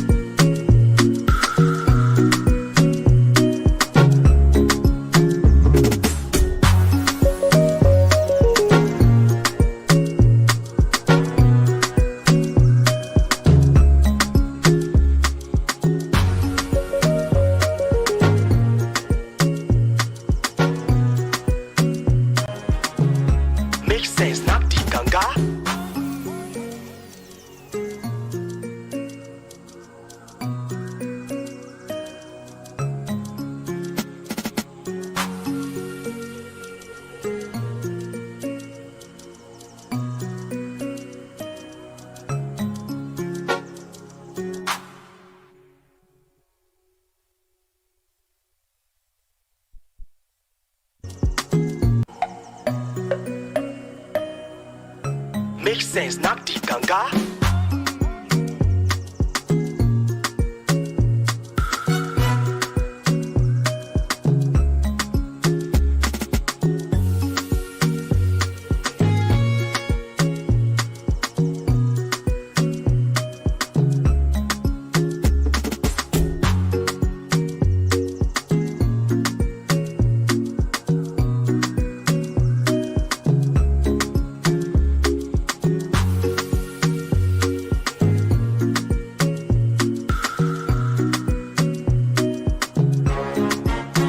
Ganga.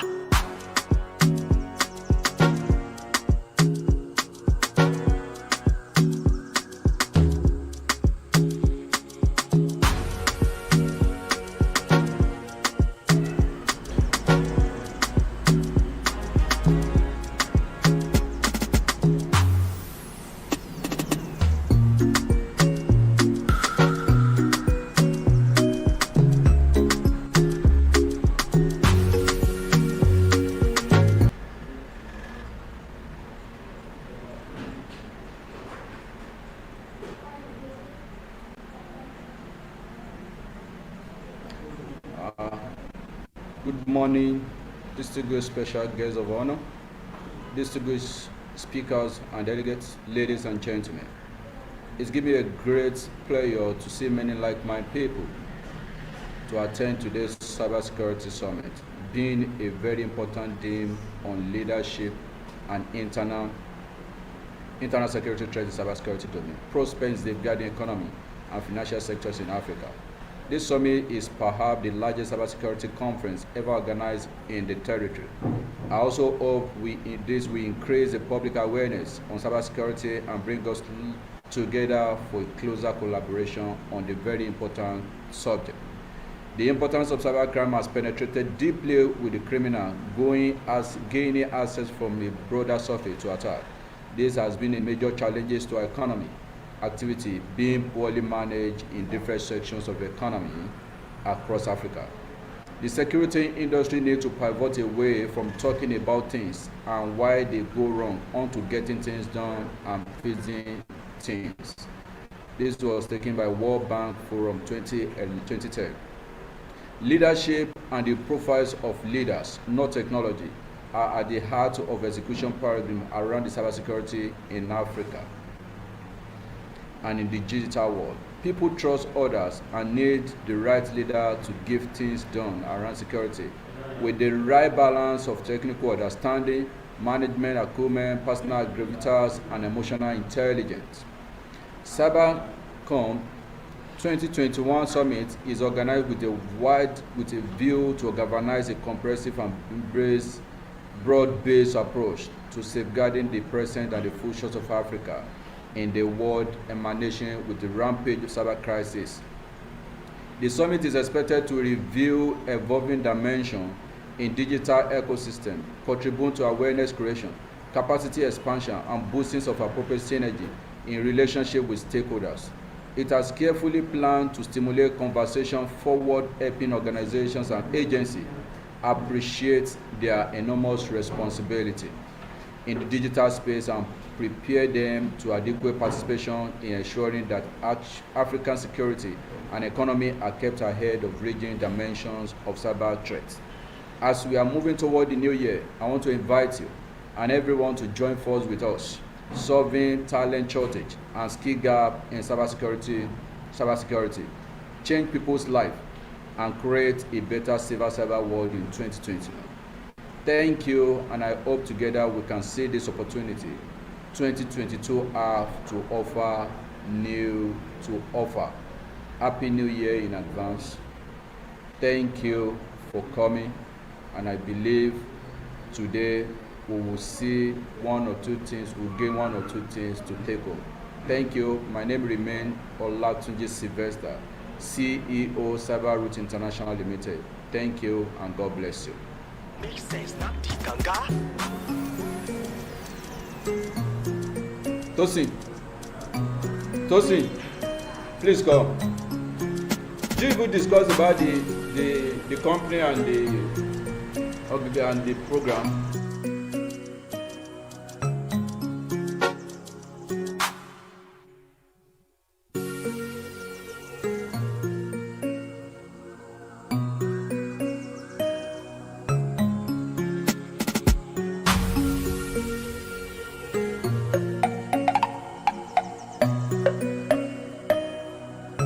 Makes sense, not the ganga.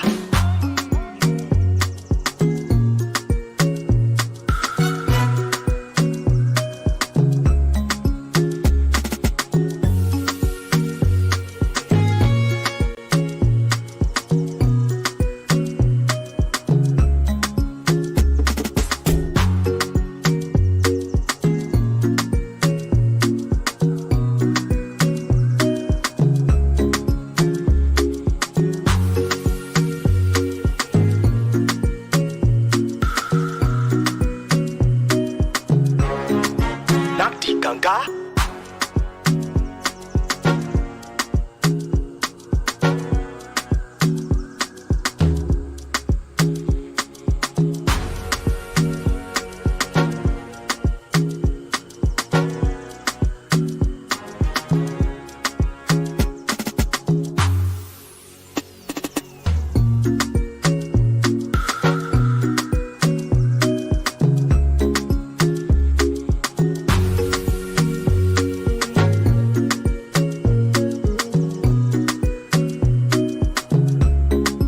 Not the ganga.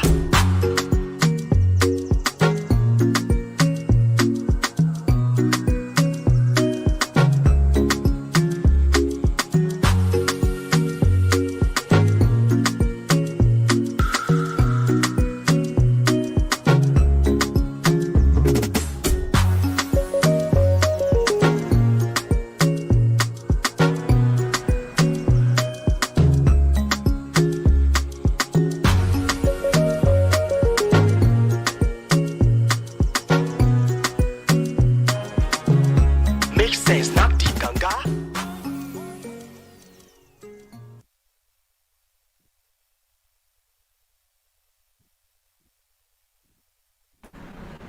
All right, you are welcome to CyberAcon' 21, okay, and what is CyberAcon 21 is all about? Say, like other technologies, ICT are essentially neutral and can be used in ways that most of us would consider beneficial, as well as in ways that are harmful to our society through internet. Among the harmful things is cybercrime, as the internet has opened a plethora of opportunities and possibilities to consume, access information, and possibilities to consume, access information, and connect. The impact of cybercrime has penetrated deeply, with cybercriminals gaining from a broader deeply cybercriminals surface to attack. This has been a major challenge to our economic activities in Africa. CyberAcon 2021 has been carefully planned to stimulate conversations towards helping organizations and agencies appreciate their enormous responsibilities in the digital space and prepare them to adequately participate in ensuring that Africa's security and economic are kept ahead of the raging dimension of cyber crisis. CyberAcon 21 is the first of its kind in Nigeria that will attract over 1,000 plus cybersecurity experts around the globe. This summit will include keynote presentations, panel discussions, training, networking, and many more. Thank you for being a part. Shit. You have spoiled the video.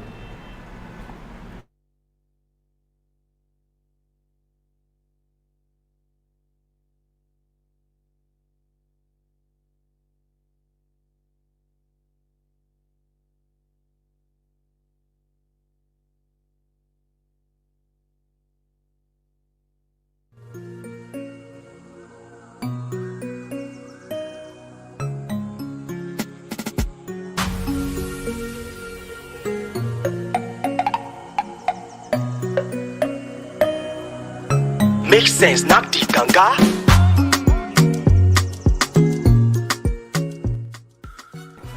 Alright, good day everyone, and I want to welcome you to CyberAcon 2021 Summit, which is one of its kind. It's the first of its kind in Nigeria. What is CyberAcon 21? Like other technologies, ICTs are essentially neutral and can be used in ways that most of us will consider beneficial, as well as in ways that are harmful to our society through internet. Among the harmful things is cybercrime, as the internet has opened a plethora of opportunities and possibilities to consume, access information, and connect.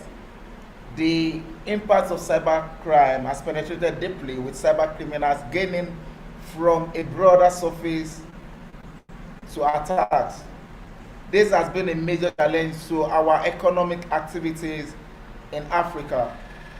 CyberAcon 21 has been fully planned to stimulate conversations towards helping organizations and agencies appreciate their enormous responsibilities in the digital space and prepare them to adequately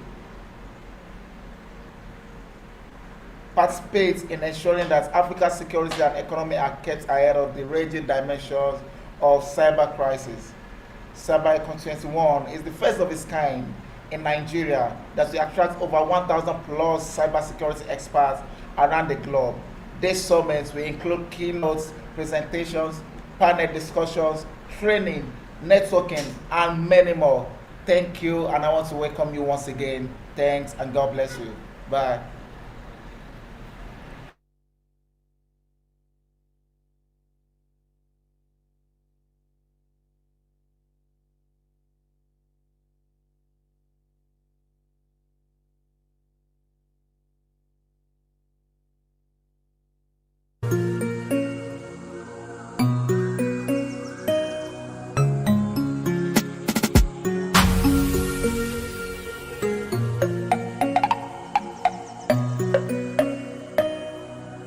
Make sense, not the ganga.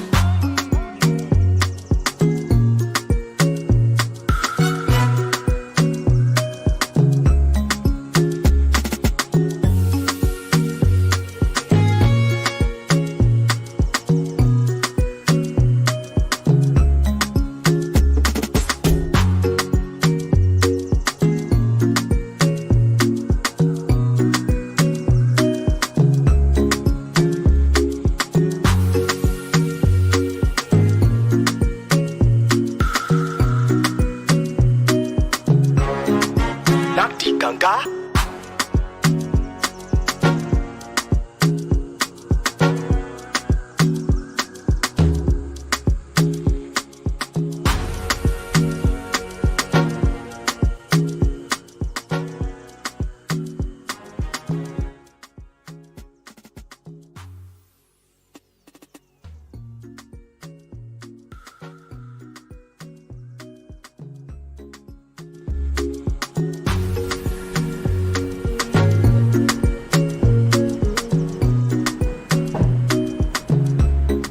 Good evening, viewer and listener at home. You are welcome to CyberAcon' International Limited. CyberAcon' International Limited is a cybersecurity consulting and training institute in Nigeria that specializes in information and intelligence gathering, managed cybersecurity services, strategic IT consulting, cyber awareness training provider, and securing products and services.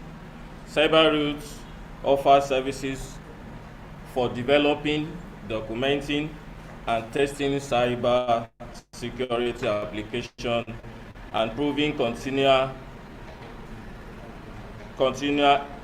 expertise in networking makes it one of the best choice that enables clients to find, to fix, to stop, and ultimately solve cybersecurity problems across the entire enterprise and product portfolio.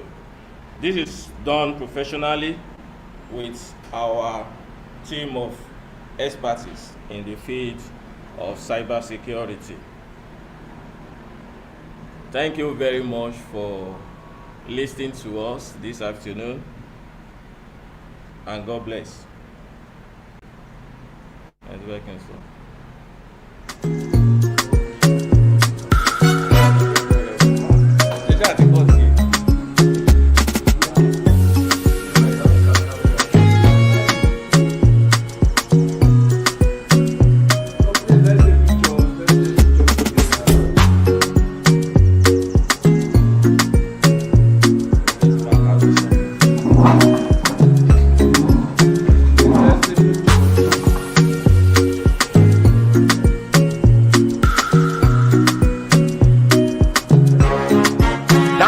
Ganga.